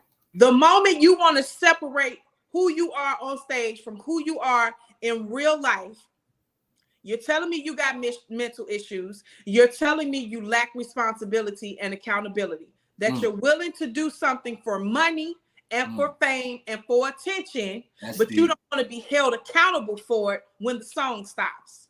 That's real. That's real. And that's why I don't like rap, really, because a lot of people rap about shit that they don't do. And whether it's sexual, it can be some gangster shit. It's like it's an image now. It's a trend. It's what's in right now. It used to be in to be rapping intellectual. Then it went to gangster rap. Now I'm watching it. It's 50 Suki. She ain't the only one. The booty hole brown chick. Oh my God. Can I be frank? Man, be frank. Not Lucas, though. Not Lucas. You just had an interview with Jason Lee talking about, not my words, being pissed on. So you mean to tell me, with all the sense that I got, kissing is worse than pissing? Is that what you're saying? So she really suing him, or she really legal? I don't know. What I do know, and I'm not a good liar. It's a Scorpio trait. We're not good liars. Liar at all. I have really been bothered spiritually today with this situation. And the reason why it has bothered me so much is because it's a lot of men, especially black men, in jail and dead because of situations like this. You lead with this sexual energy. You tempt with this sexual energy. And then when it's returned, you're a victim. Now she hurts and don't feel like she can express herself. And she's going to get off social media. Girl, you should have been on social media a long time ago. A young boy, because it's clear he's immature and new to the game. This young boy. Hold on, we got some comments for you. It say, you don't think that she's just playing for entertainment? And she also says she got violated, though. Did she really get violated? I mean, in a sense, she did. I guess I'm wrong if I say this, but I'm gonna say the first thing that comes to my mind is, if she carried herself like a lady, then I don't think I see it as a violation. But again, with the shit she spews on the daily and what she promotes, you would think that she would want somebody to do something more than that in the public eye. The reason why I said it affected me so much and why I brought up how many black men are dead and in jail because of women not being accountable for what you put out and it getting mad when you said you want to join the panel. That's what you said. You said you want to come on here from time to time so you can be the other voice of the reason for the ladies. See, because we got Auntie BK, then we got the health. She ain't even released. I'm waiting on her incredible hug moment. But you got this big sister vibe to yourself. You got this sorority big sister vibe to yourself. Like, I need that. I don't mind. I don't mind. I'm one of the reasons why I feel like I'm effective as a friend, as a sister, as a healer is because I can see all sides of a situation unbiasedly. And I do. I see I see every side of the situation unbiasedly. However, it's not just about how we dress. And it's not just about how we talk as women, because a predator and a rapist don't care what you wear. They don't care if you modest. They don't care that you believe in God. They don't care if you don't want them. They don't care. Not to cut you off. Divine moment, whatever all that special shit you be saying. So as I'm asking you this, they leave the group, but they're writing notes in the private chat and they say, I gotta hop off, bro. I got mommy duties, but this is definitely the third other person we're looking for. And then sis say yes, she does. And then we've got Woody coming next week. He's gonna be a guest as well. You know, he's deep into conspiracy theories, but not just that. He knows a lot of deep shit. Like this, I want to help people. We don't even got to go to therapy. We ain't got to pay for therapy. And in return, they can tip you by listening to your music or, you know, the thing that you're doing already for free. Well, why not pay for this person? Because people need to hear these things, bro. I'm pretty sure it's a lot of people who feel this the way you do. There's some people who disagree with you, but you might hit a switch that make them think totally differently. You know what I'm saying? And even with the disagreement, I'm not disagreeing with what people may disagree with. Was she violated? I don't think so. I have to rewatch the video. I saw her face. I saw her face that said, I don't want this from you. But I also heard her say, I'll turn your little ass out. She say that to everybody too, don't she? I heard that. She was just doing that with the comedian. What's the comedian? The Lil Duvall. Miller. I've seen her in these interviews where it's actually her leading with all of that sexual energy, all of that temptation. And what I'm saying to you women, you cannot continue. We can't continue to say, protect Black men. We love Black men. We can't continue to say, take me as I am, and then play victim. You have to be responsible for the energy that you're putting out. Agreed. And men as well. Men as well. If every post I have is about tacos, if my profile picture is a taco, if I got commercials about tacos, you a taco. You like tacos. Wouldn't it be crazy of me if somebody hit my inbox and asked me for some tacos? You know what? Read that comment. Read that comment before you start. Read that comment before you start, sis. My bad. I pulled it up. I see that, but that doesn't mean she want him though, and that's true. As someone who has been violated, I have to. I've been violated as a man. I've been violated as a man. we have to remember that sometimes we put ourselves in situations, not saying that it's okay, not saying that what happened to us is right, Yes, but ma'am. if you are giving off this energy and you are portraying yourself like this, then you can't be shocked and surprised When when that that energy comes to you. absolutely. Because from my eyes, she violates anybody and everybody that come in her space. From what I She does. But this is what the She world does. likes. This is entertainment to the world now. This is okay. This is okay, cool. This is the but you norm.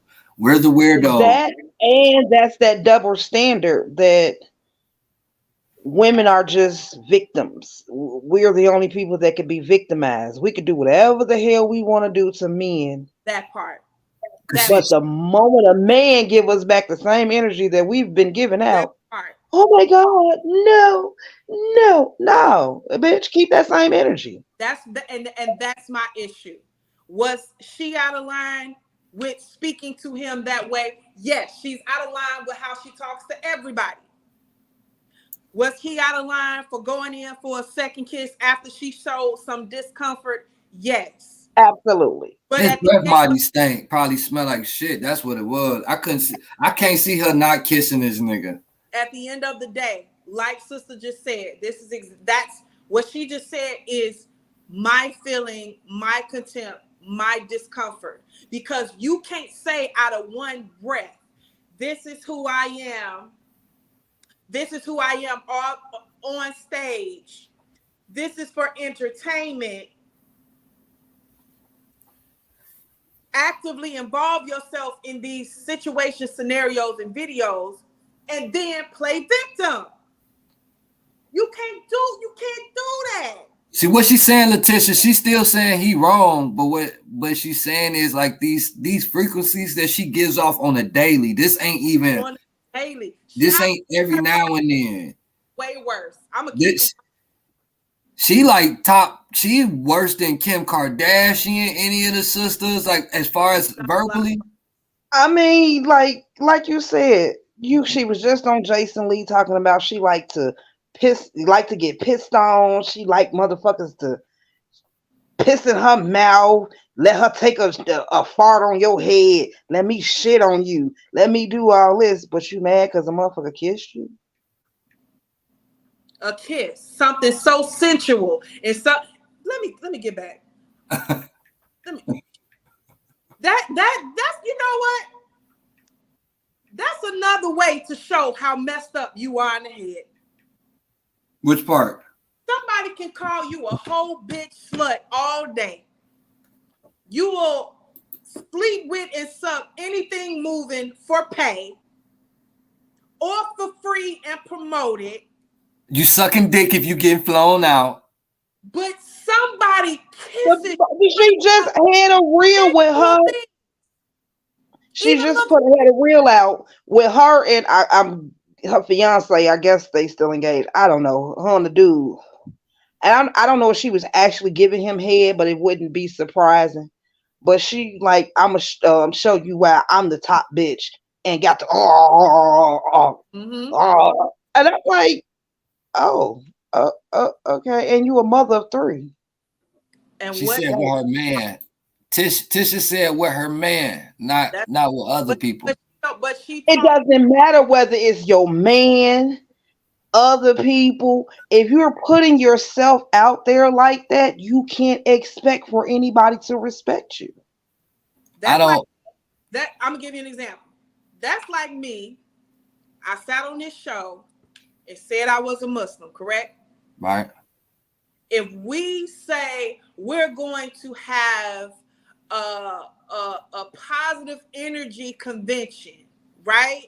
And all the people that's been watching for like the last 6 months or the last year is going to come out and it's going to be this grand old thing in Atlanta, food, entertainment, such and such, such, such, such, such, such. And I'm at the table eating pork chops. It would be crazy.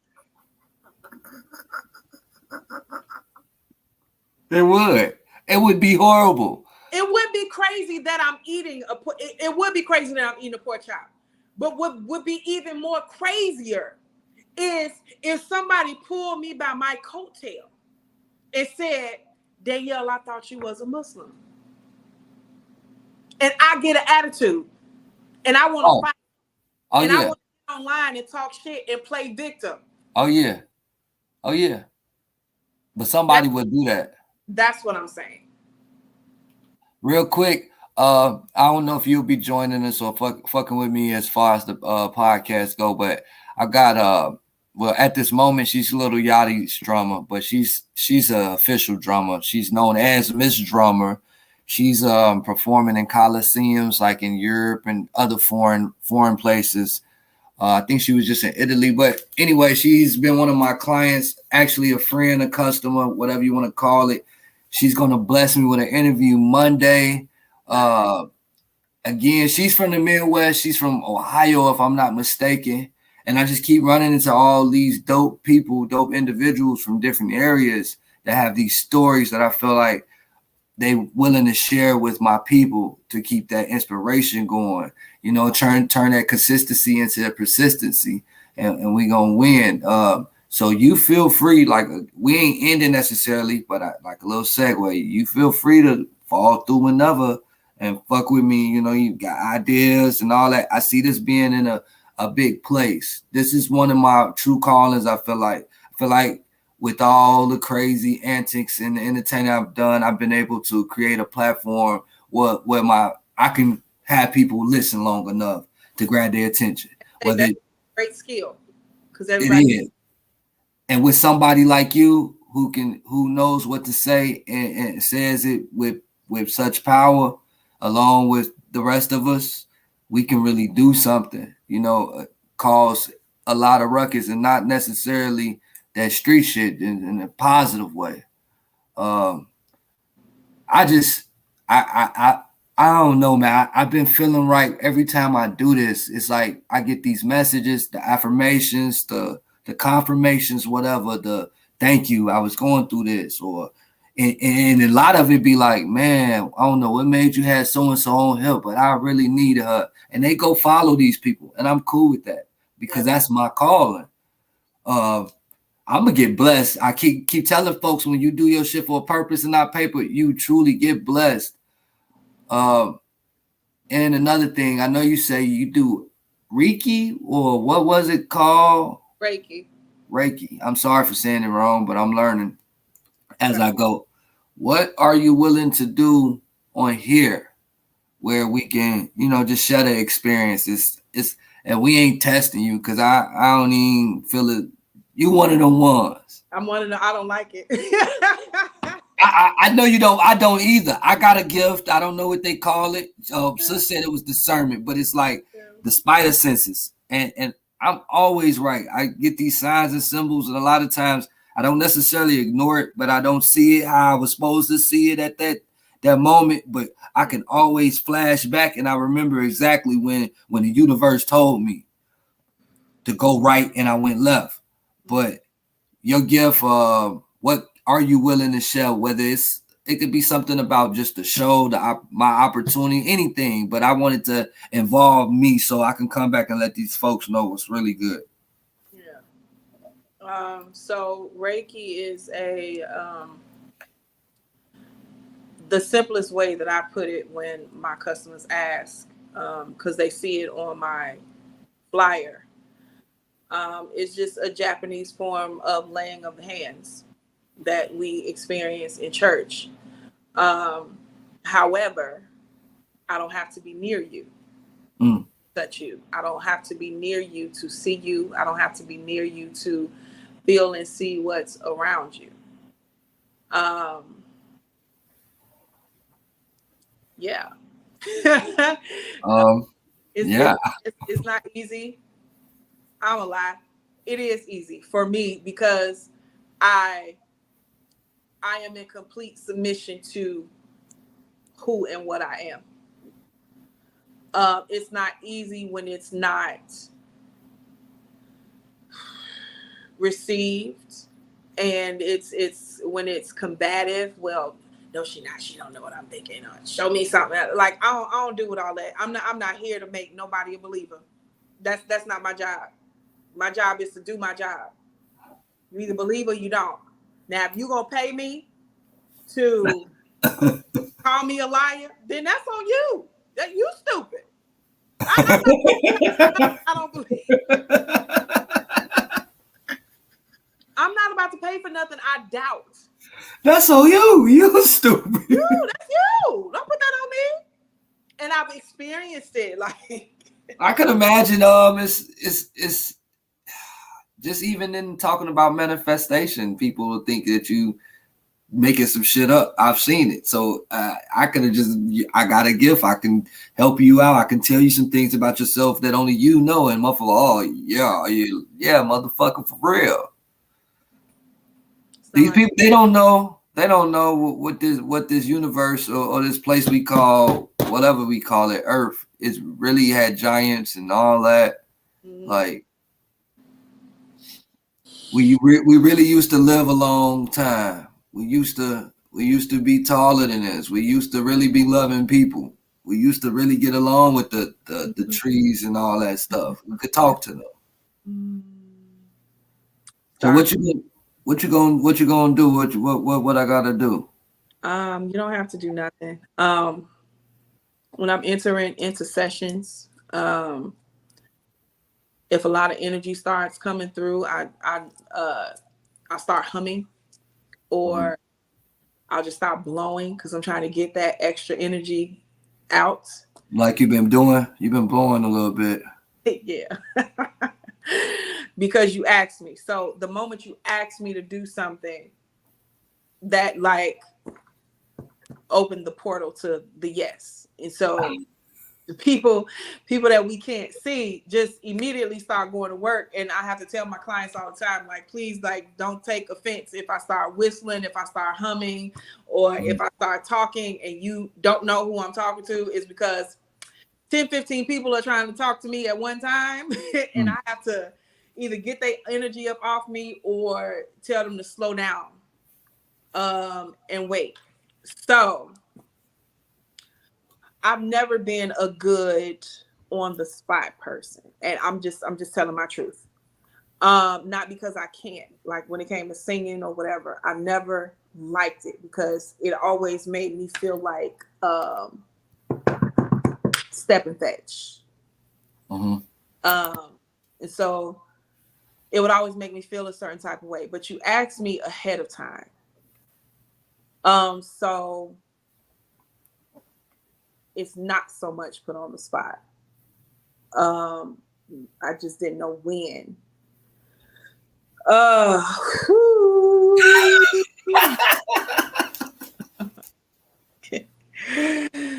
Oh boy. I feel like, am I allowed to say something? Mm-hmm. Like it's got something to do with my daddy. That was the first thing that came to my mind when you started breathing and we started just going into that little space. But I ain't get like no sad feeling. I instantly got like a happy, good feeling. Like, yeah. Or I could be wrong, but that's what I instantly felt. It's somebody around. I don't know if that's dad, but it's definitely somebody around you, dead or alive. Their names start with an R. Mm-hmm. I keep getting Rodney. I don't know who that is or your relation to him, but that name just keeps coming.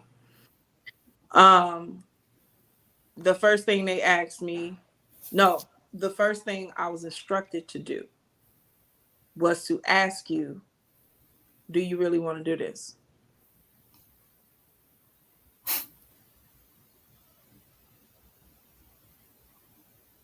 Because we can, pause this for the show and do it privately. But I was instructed to ask you, do you really want to do this? I was asked this earlier too. It was like, do I really want to do this here? Like, right? So you have the right to get your help and assistance or answers in any form that you want. Um, but I'm not permitted to lie. I'm not permitted to say things in a way that will make you comfortable. But what I will say is you asked me for a reason, and what you want me to do is you want me to be a voice for you. And you want me to say things out loud that you are not ready to say. And you wanting a reading was not for you to get confirmation like most people do. You don't need any confirmation. You need a voice to your second and third voice, because you feel like if somebody else says it, then you won't look crazy, then you won't look weak, and that if it comes from somebody else, then it will help people understand you more. And I feel like that's why they asked, do you really want to do this? Because it is very personal. I really want to do it. The only part of me that doesn't want to do it is the people or the parts that told me not to do it publicly. The daredevil in me, the I have nothing to hide. I feel like ever since my one experience with the picture, and then everything that has happened since then has been a public situation, and it gradually went from negative to positive, and it's all been public. I kind of want to do it publicly, but again, I'm getting super cold now.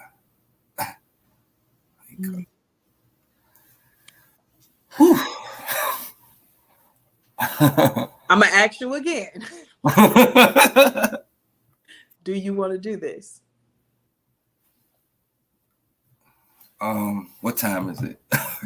Can I get like 2 seconds to think about it? Brianna, you want to come back home? Oh my God. I really I can't even lie. I really want to do it. We told you. Like, I didn't know that you did Reiki, but me and Portia was telling him, like, sometimes, not that you would be bad energy, I don't get that from you, but that them readings be so strong. I want to do it. Go ahead. You want to I do want it? to do it. That's your final answer. Yeah. Whew.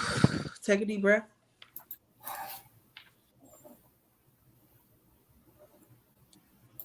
So, you want to be successful for a lot of good reasons, and you have the gifts and talents to be successful. There is a very big opportunity and check with your name on it. Sizable to, I can just see you saying, this is the payout I've been fighting for. This is the payday I've been working so hard for. I hear you saying those affirmations that you've been saying to yourself that don't nobody else know about. I deserve this. I've earned this. I worked hard for this. But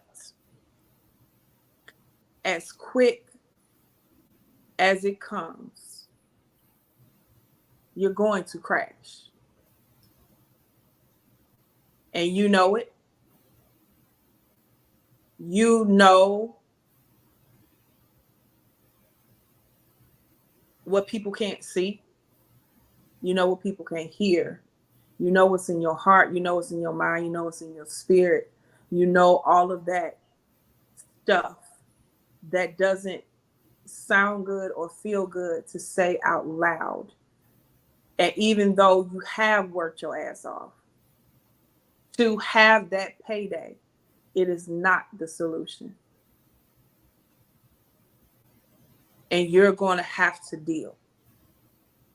And one of the things you're going to have to deal with is those things that have happened publicly.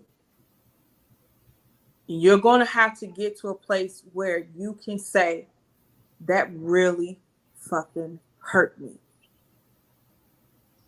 Not dressed up in, I'm a king, I'm a god, I'm a soldier, I got through that. That sounds great. It feels great when we say it. It feels great when we can look back and say, I'm not in that place anymore. And I've achieved some things, and I've grown, and I've acquired this, and I got a good woman in my life. But the true path to healing and acquiring the level of wealth that you want, because you're not a regular nigga. You might act like a regular nigga sometimes. You're not a regular nigga. So what we see other people doing, what we've seen other people do that may have paid off and benefited them, it's not going to pay off and benefit you, because you are chosen. And I feel like that's why I'm going to go here, but I'm going to come back. One of the reasons why Suki is so heavy on me, because she may have watched the Lil' Kims and the Foxy Browns and said, I should be good because they did this before me.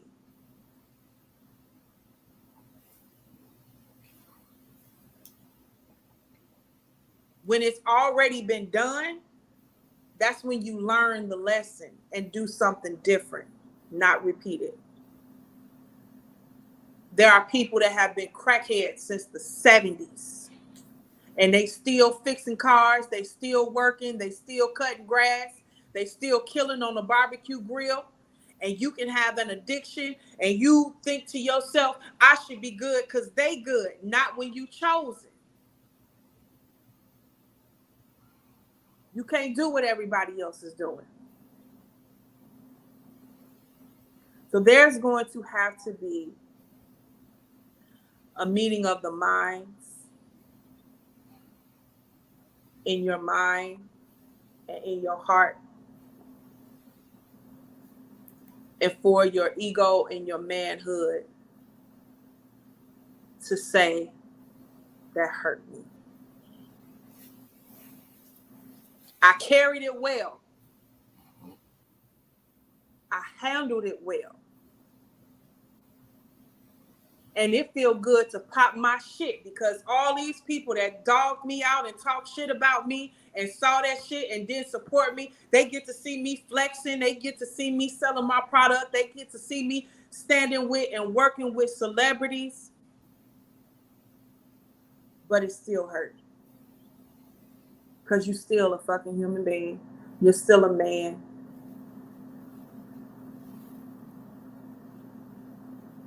You're still a human being. It don't matter how tough we are, how successful we become, how talented and gifted we are. When shit hurt, shit hurt. I did not have the greatest marriage. But when that man left here, that shit hurt. And speaking at his funeral, it hurt. And operating in the last 2 years and having all these people that was calling my son nephew and calling him brother and calling him friend that have absolutely no communication with him, it fucking hurts. And I'm okay with saying that. I'm okay with saying the shit that we went through hurted, because there were people watching that knew me for real, in real life, that wasn't present, that knew what he struggled with, but still decided to make me a problem. That shit fucking hurts. going through divorce and him passing hurt, but going through that shit alone hurt even more because I can accept a relationship not working. I can accept God decreeing you spent the time you were supposed to spend on this earth. I can accept that. That was easy. Doing that shit alone, still being talked about, still being judged, still not being supported. That shit hurts. And you're going to have to get to that place. And they gave me that to give to you so you can be okay with being human. We are unicorns. We are wizards. We are supernatural beings, but we're still having a human experience. That part. And that's what led me, because I can't tell you why of my own self, of why they wanted you to be one of the people to read this book. That was a reason for that. That wasn't no accident. Even if I didn't know the reason, listen, I'm obedient. Whatever spirit tell me to do, I'm gonna do it. Okay, give it to Worthy. Okay. All right. That was a reason for that.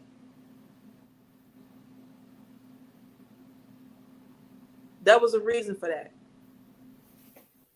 You a grown ass man that do grown ass things, that deal with grown ass people.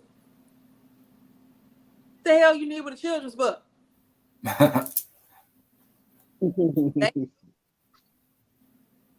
They knew.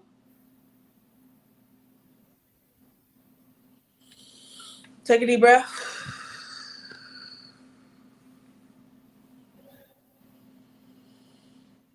You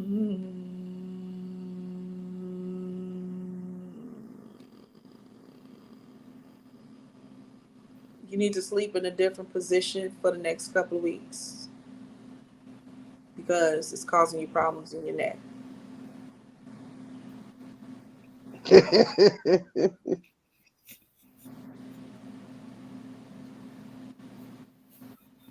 Yeah.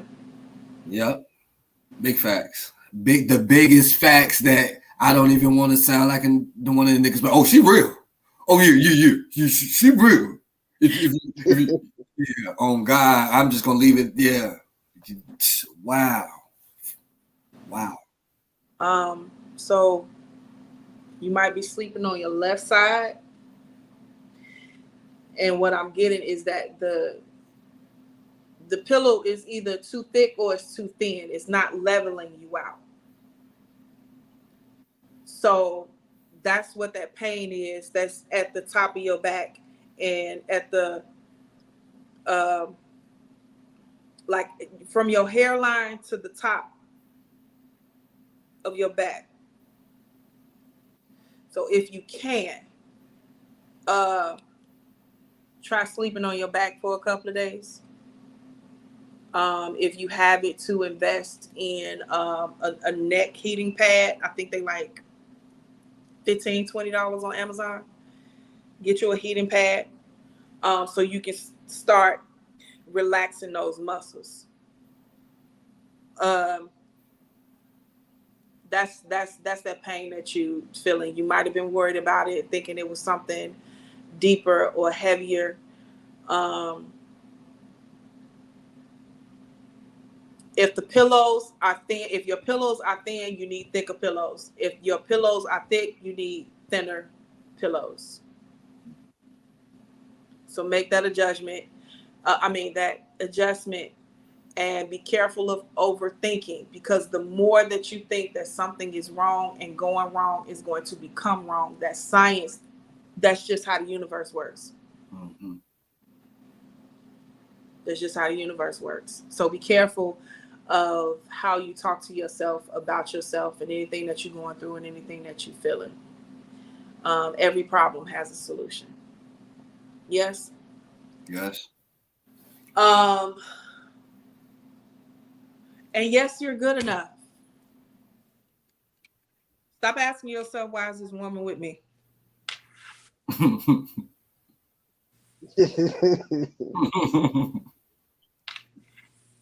Stop.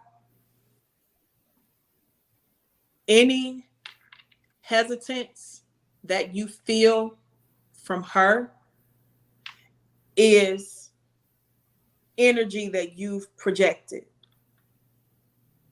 It's not hers. It's what you've projected because of how you feel and thinking that's how she feels. So the confidence that you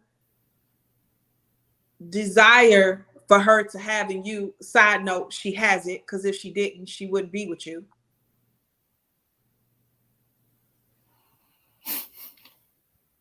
Look, Great women, we don't waste our time. That's one thing we don't do. We don't waste our time. So whatever you're dealing with, it's yours. It's not hers. It's not for her to make you feel better. It's not for her to make it go away and give you this unsurmountable attention and support because you got it already. So if you're not careful and deal with this hurt that they told you to deal with, you're going to push her away. And it won't be on her.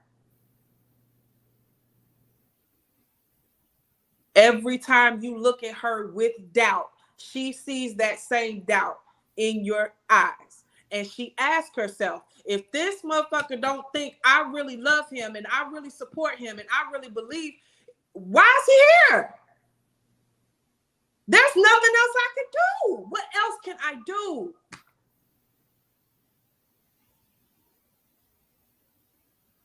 And I'm telling you, when a woman starts answering her own questions, men, you're going to be in trouble. You got some grace. You got grace when she's asking. But when she starts answering and say nothing, when she verbally and internally says nothing, there's nothing else I could do here, that's when she's gone. But as long as she's asking, there's room. But when she starts answering and regurgitating that answer to you, when she starts saying, there's nothing else I could do. When she said, I don't know what else to do. That means she's starting to answer her own questions and not leaving it for you. That's when you're in trouble.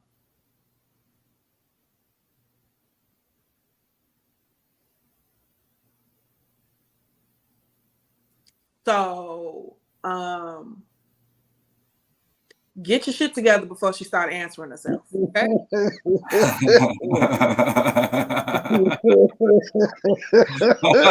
I'm not gonna fucking play with y'all. Hey, I was thinking that in my head before she said it. Like, hey, get your shit together, bro. Your ass gonna really be heartbroken. but it's directly, again, it everything ties together of them asking or them telling me to ask you, do you want to do this? It's all connected. And you're not a punk because you hurt. Get that out of your head. Just like That's we was not talking, jelly backing. huh?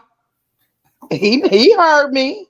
And she said it's not jelly backing. You know how Richard Spencer he called it jelly backing. Just how we was talking about women being accountable for what we put out and what we say and what we do, and not acting surprised when that energy comes back. Men got to be the same way. You can't say, I'm saying you generally, you can't say, well, a man can't be emotional and a man ain't allowed to be emotional. because of such and such and such and such and such and such. But then you don't even try. You can't withhold something and then charge somebody with not caring. They don't know what you're holding.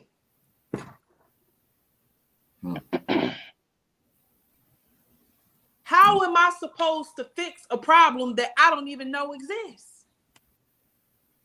How can I console a situation that I don't even know exists? That's not fair. Just like it's not fair to the men that girl assaults verbally and physically to start feeling like predators and rapists when that's the energy that she put out. You initiated. Everything starts with my pussy this, my pussy that, my sex this, my sex that. Everything starts that way. But now you mad when that's how you approach. That is mental manipulation. It's manipulative. So we men, y'all have to stop charging your women with not caring and not supporting when you are not giving her what she's supposed to care about, what she's supposed to support. It's not fair. Interesting. Not fair. It's either on the table or it's coming. Because you really want to stunt. We just gotta keep it 100. I'm not a good liar. I can only go. I'm only a vessel. I go by what they show me. You really want to fucking stunt. You really want people to kiss your ass. You really want to show folks that they are not what they try to make you out. And you do. You got some major you got some major wins coming. I'm not even going to tell you. I ain't even going to do it. I ain't going to do it. What I'm going to say is, and why they're not allowing me to tell you what they're showing me as far as what's coming, is because they want you to focus on your healing so that you can handle that blessing properly. But you got some shit coming. And it's more than you could imagine. Like, literally, it's making me smile. It's going to be so dope. So dope. I'm just trying to be normal. You're going to take your people with you. But if you don't take the time to really deal with how those situations, because it was more than one, deal with how those situations really affected you, you're going to crash.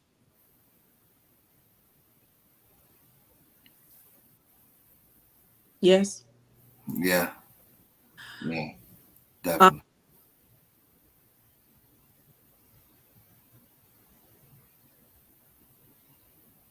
You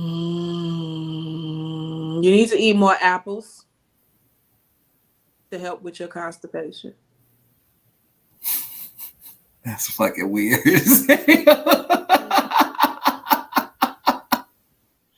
Oh. Okay,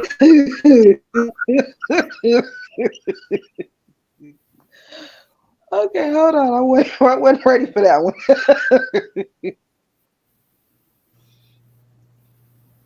I'm just the messenger.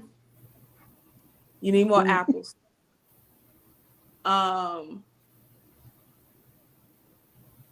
Red, not green. Red apples, not green. Not so many starches. That's uh contributing to the constipation. Potatoes, the rice. Shrink your servings.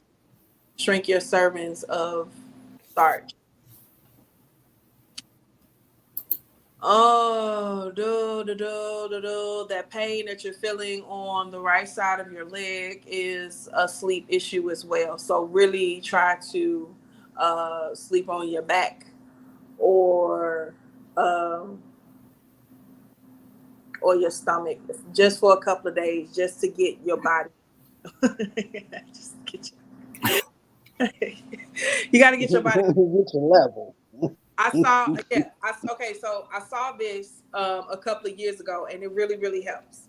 Um, okay, so you lay across the bed, right? But you hang your neck off the side of the bed. Do that for like 5 minutes, and it realigns you. Just hold it all the way back, or Yeah. So this the bed, right? This is your head.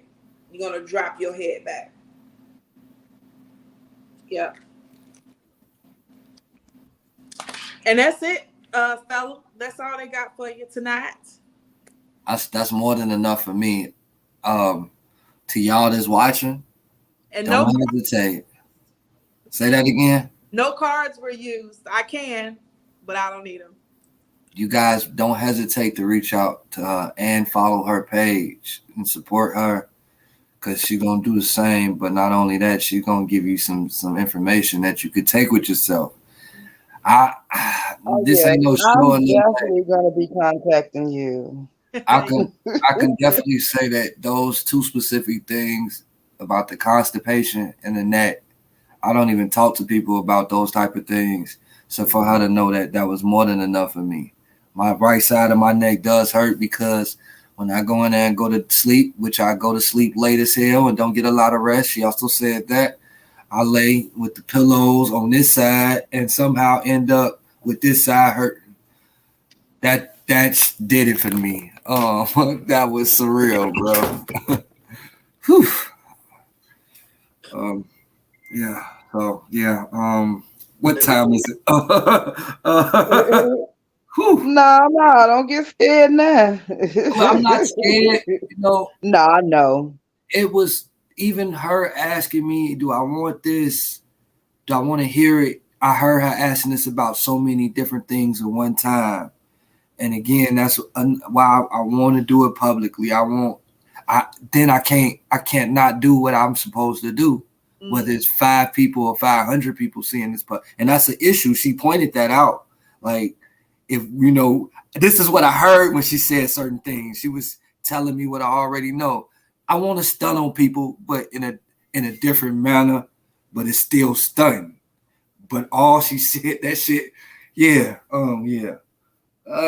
Like the whole time you were reading him, I could just like feel your energy. Like it was just The Rodney thing is the only thing that has me like stuck, and I'm sure I'm finna find out because I'm going to see my uncle for Father's Day, which I told you he's a Muslim and he's very religious and all that, and he want me to read the Quran, but I'm knowing this journey, this pathway that I'm going, because I ain't even questioning shit no more. If that door presents itself and I feel 100%, I'm going through that door. If I gotta question it, then I'm gonna step back. But everything at this point has been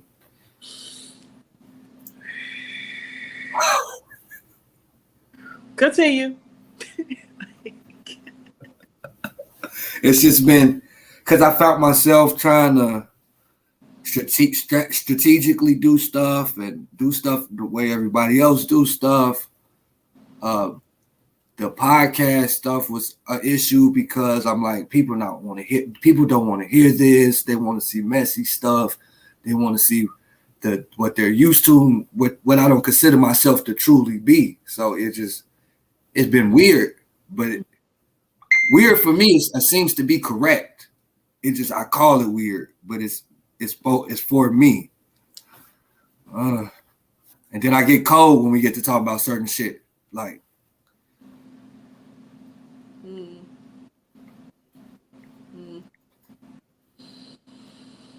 Mm. Mm. The coldness is because I asked when you just said it again, even though you said it multiple times, but this time I asked it again. And they're saying it's a form of detachment. The coldness is a form of detachment. So when you get around people, you have certain ideas, you go into different spaces and you get cold. Um, there's a level a level of detachment there, and it also means that you feel alone. And that makes sense to me because when we first started, you said I feel cold. And it's because in certain aspects of your life you feel alone, even though you have people that you work with, you're in a relationship. There's certain parts of you. It's not them. It's not the situation. It's not the relationship. There's certain parts of you that you feel alone in. mm,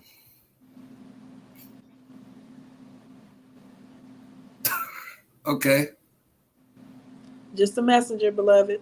I understand. I understand. I'm taking it all in. I'm not questioning nothing.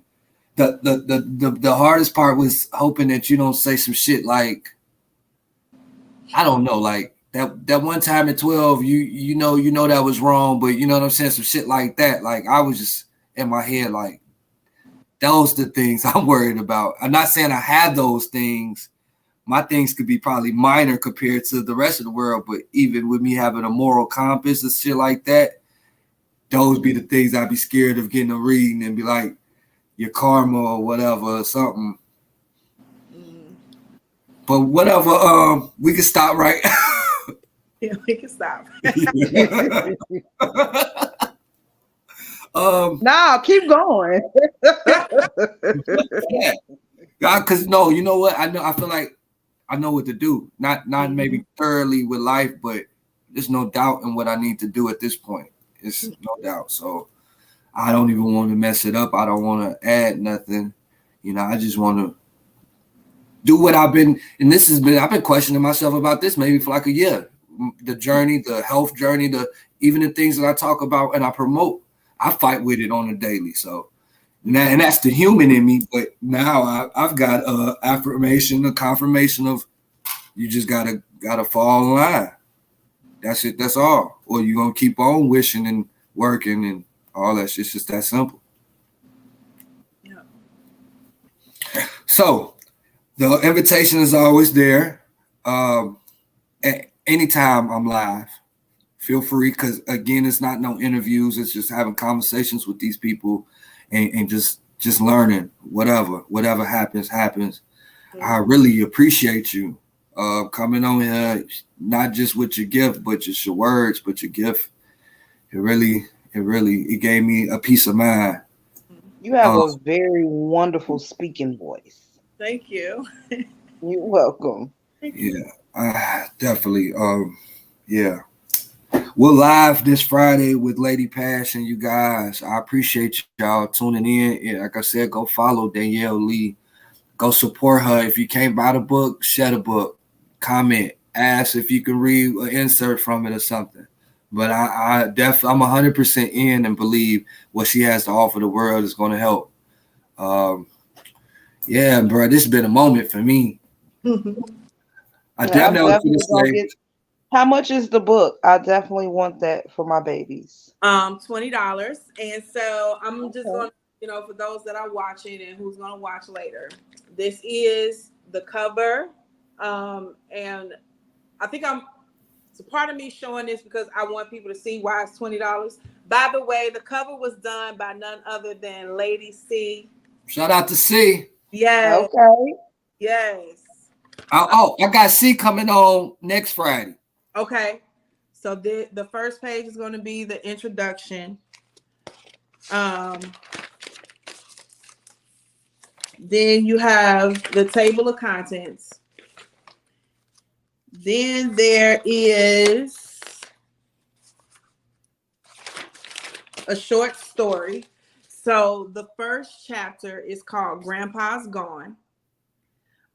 It is a story about a young man who had a very close relationship with his grandfather, and the grandfather suddenly passed away.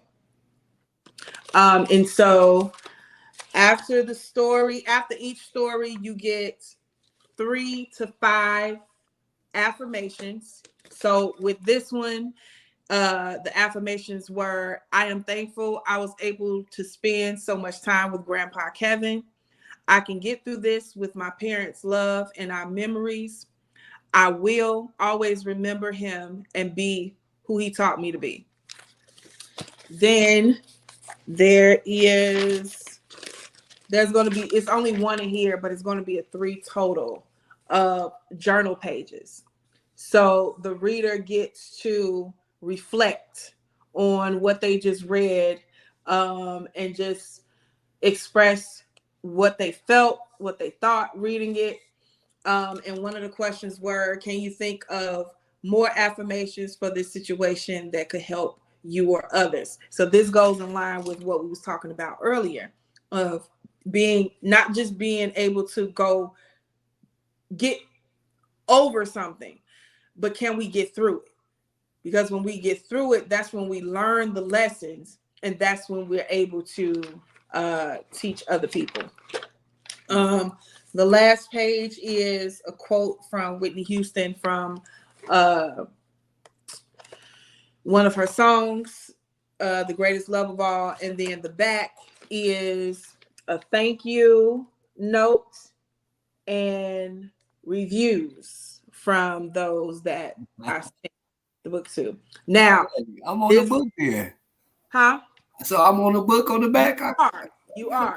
So it's going to look a little different because when going to print, I had to change a few things. So the back, I believe, is only going to have 4 of the reviews. The rest of them is going to be on the inside. So they'll still be in there. They just won't be listed how That's still dope. That's still dope. Right. That's still dope. Yeah. Yeah. Really excited. It's $20. I will.com.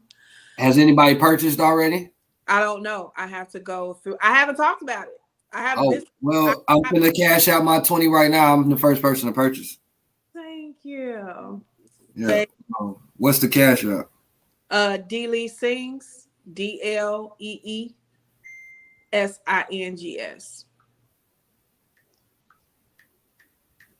So you got the exclusive, sir. Nobody else knows about what I'm doing except the people that I sent the book to for a review. Yep, I just sent it. I'm sending it now.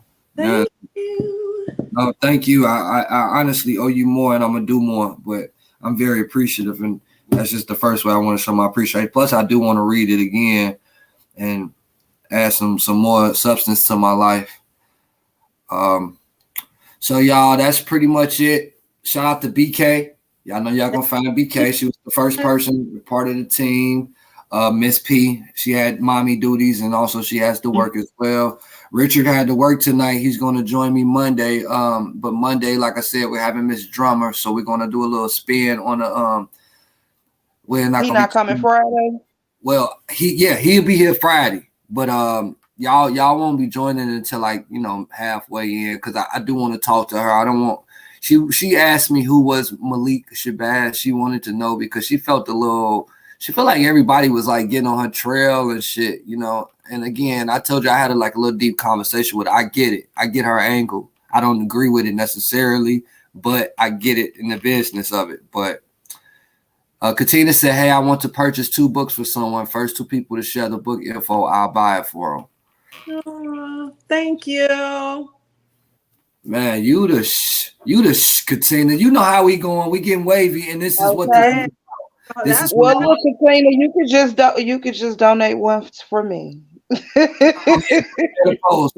Shut alive and tag her, tag D Lee. And D Lee, man, send me some pictures of the book. So even if you're not on the show, I could, promote it, Will use do. you as a sponsor, talk about it. I want to have those type of segues. Definitely do that. This was fun. This was It intense. was. It was. This was a really good show. It was the best one so far. As they keep getting better and better. And don't forget about I didn't want to say that, but I do feel like this has been the best one. it ain't no doubt in my mind, and it all gonna get better with D Lee joining. Woody gonna join next week. If we constantly build, this is like the community. It's back to that village type of stuff. They don't mean I'm deep in your business, but I can trust that you run into my kid in real life, that they're safe. My mom, my dad, and I hate to sound so my mom, my dad, but that's how I want to see it again. I don't want to see that nigga, that bitch, that energy gets us nowhere. Yes. So would you like to leave us with a notice too? We just go off like that, and I just. Why did I know you were going to? I don't know. I can't explain it. It came from the spirit though. It wasn't the brain, and it wasn't my heart.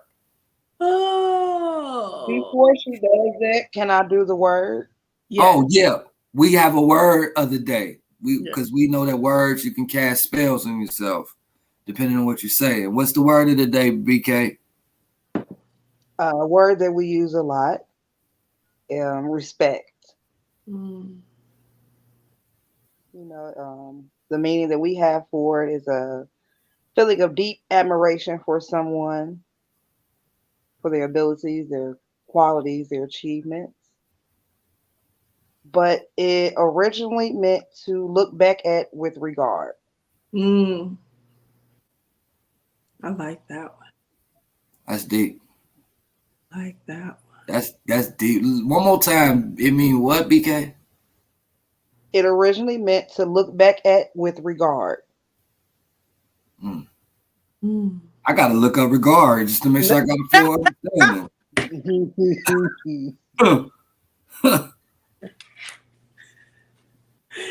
You're so foolish. I don't know what to sing, fool. I wasn't prepared. I was just gonna talk tonight. But while we're promoting, I'll do my own song. I'll do a little bit of No Love at the Table, which can be found on Spotify and Apple Music and all that other goodness. Okay. Now, what if I told you I was still hungry? 'Cause nothing was left over after I fed my baby. Guess I was just a little bit crazy, thinking somebody was gonna look out for me. Guess I'll just jump in my car and go and grab me something quick to eat. 'Cause ain't no love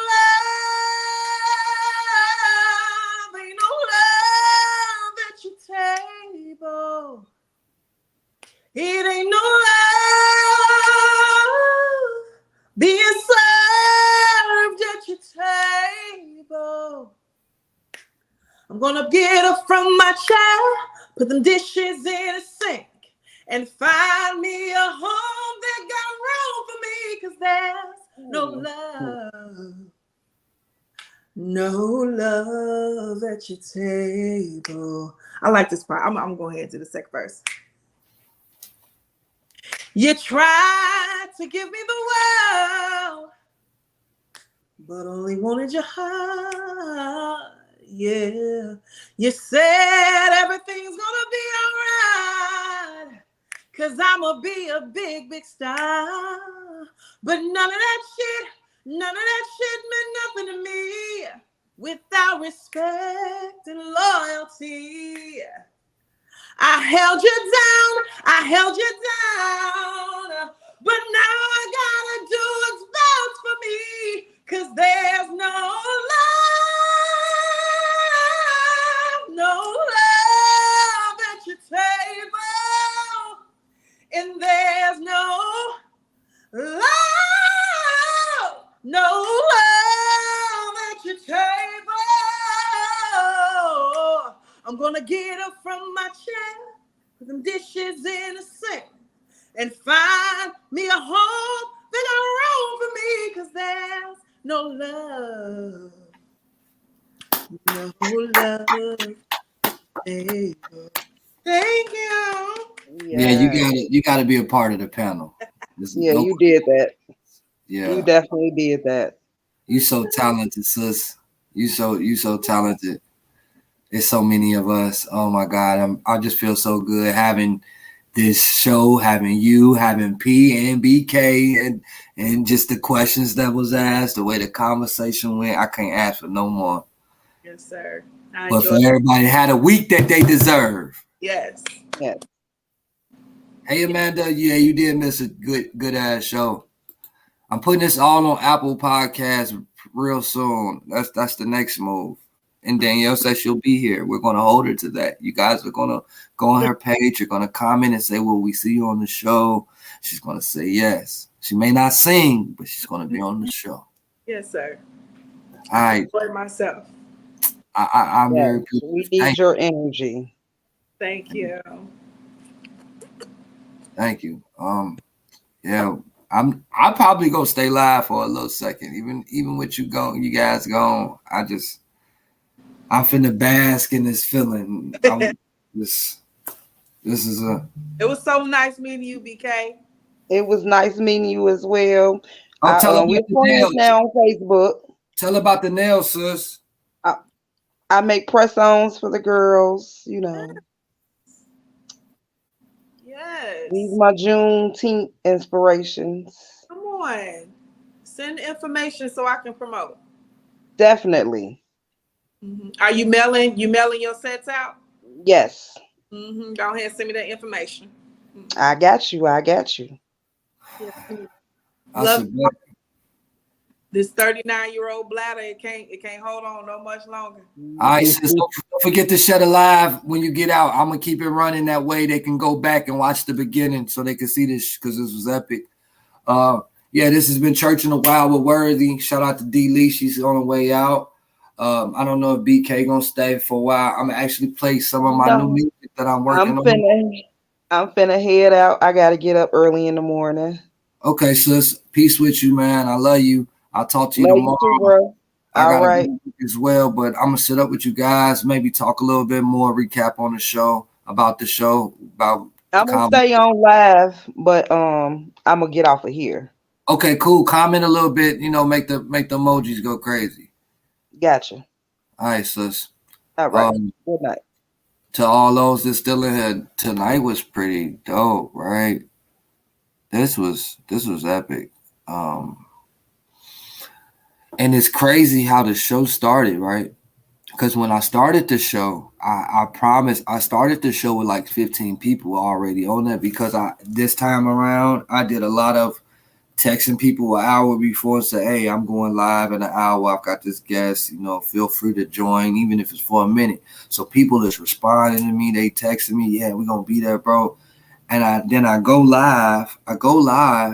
And for some reason, it do this weird shit where both the screen, anyway, I had to shut it down. And I'm saying, man, I'm getting in my feelings. And I'm like, you know what? I ain't going to let this bother me. It just seemed like when I'm trying to do something super positive, it go this way, but I'm gonna just be patient and I'm gonna restart it and just do it. And it still went very well. Like it went how I felt like it's supposed to go.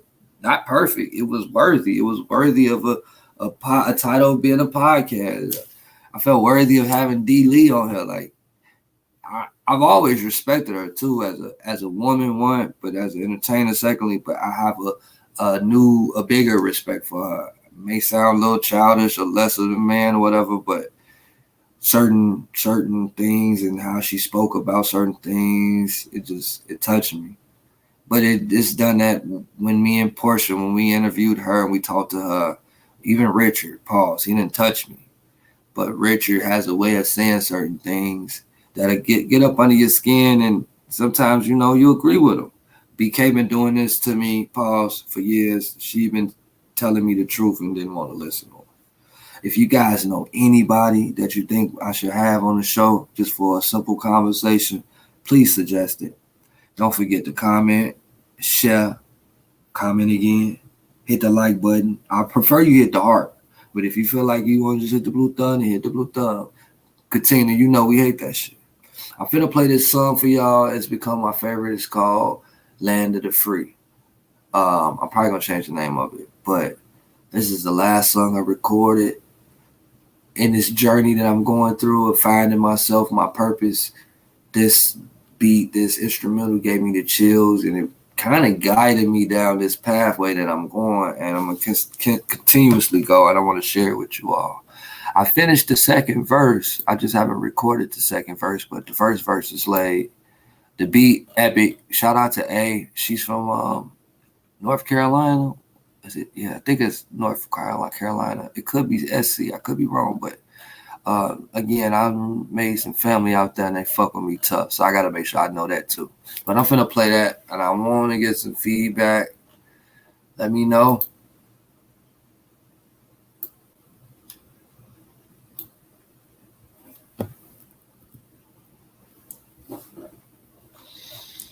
Whew, tonight was epic. I can't even tell y'all how much fun I had. It was like going to a good church. It's gonna start over, but until it start over or whatnot, man, I just want y'all to know. Yeah. Real shit. I ain't just wake up like this. At least not today. I've been feeling like this. Head standing up right now.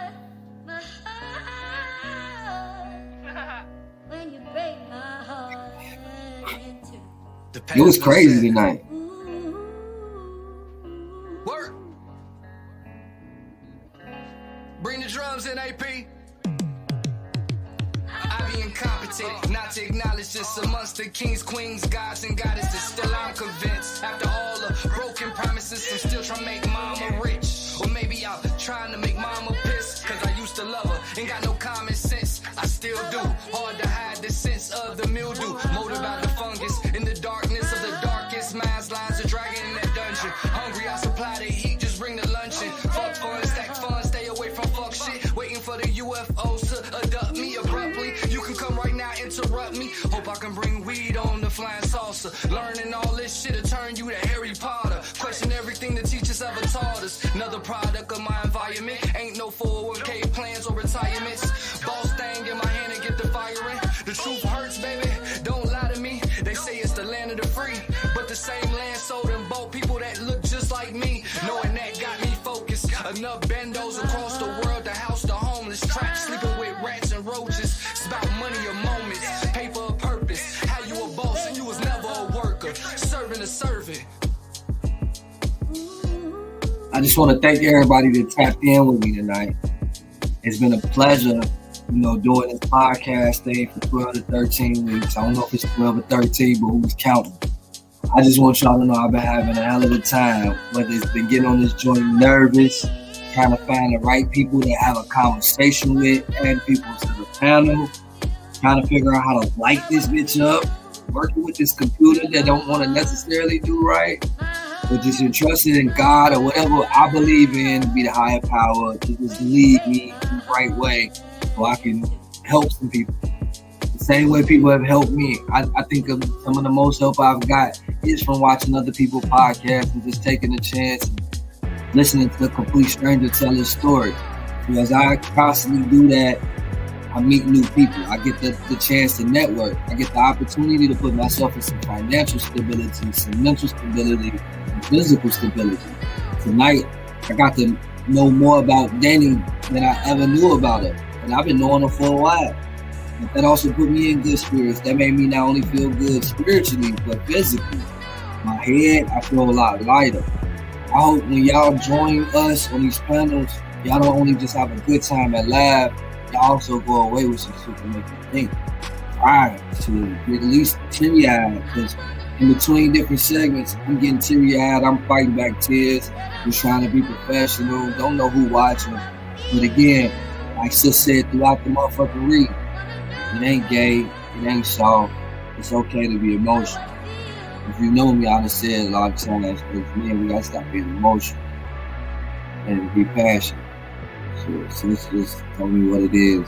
I love y'all, man. I'm gonna get up out of here. I gotta go tend to my lady. I'll see y'all Friday. Lady Passion. Mr. Indianimal meets Rubberhead. The condom head, however she want it.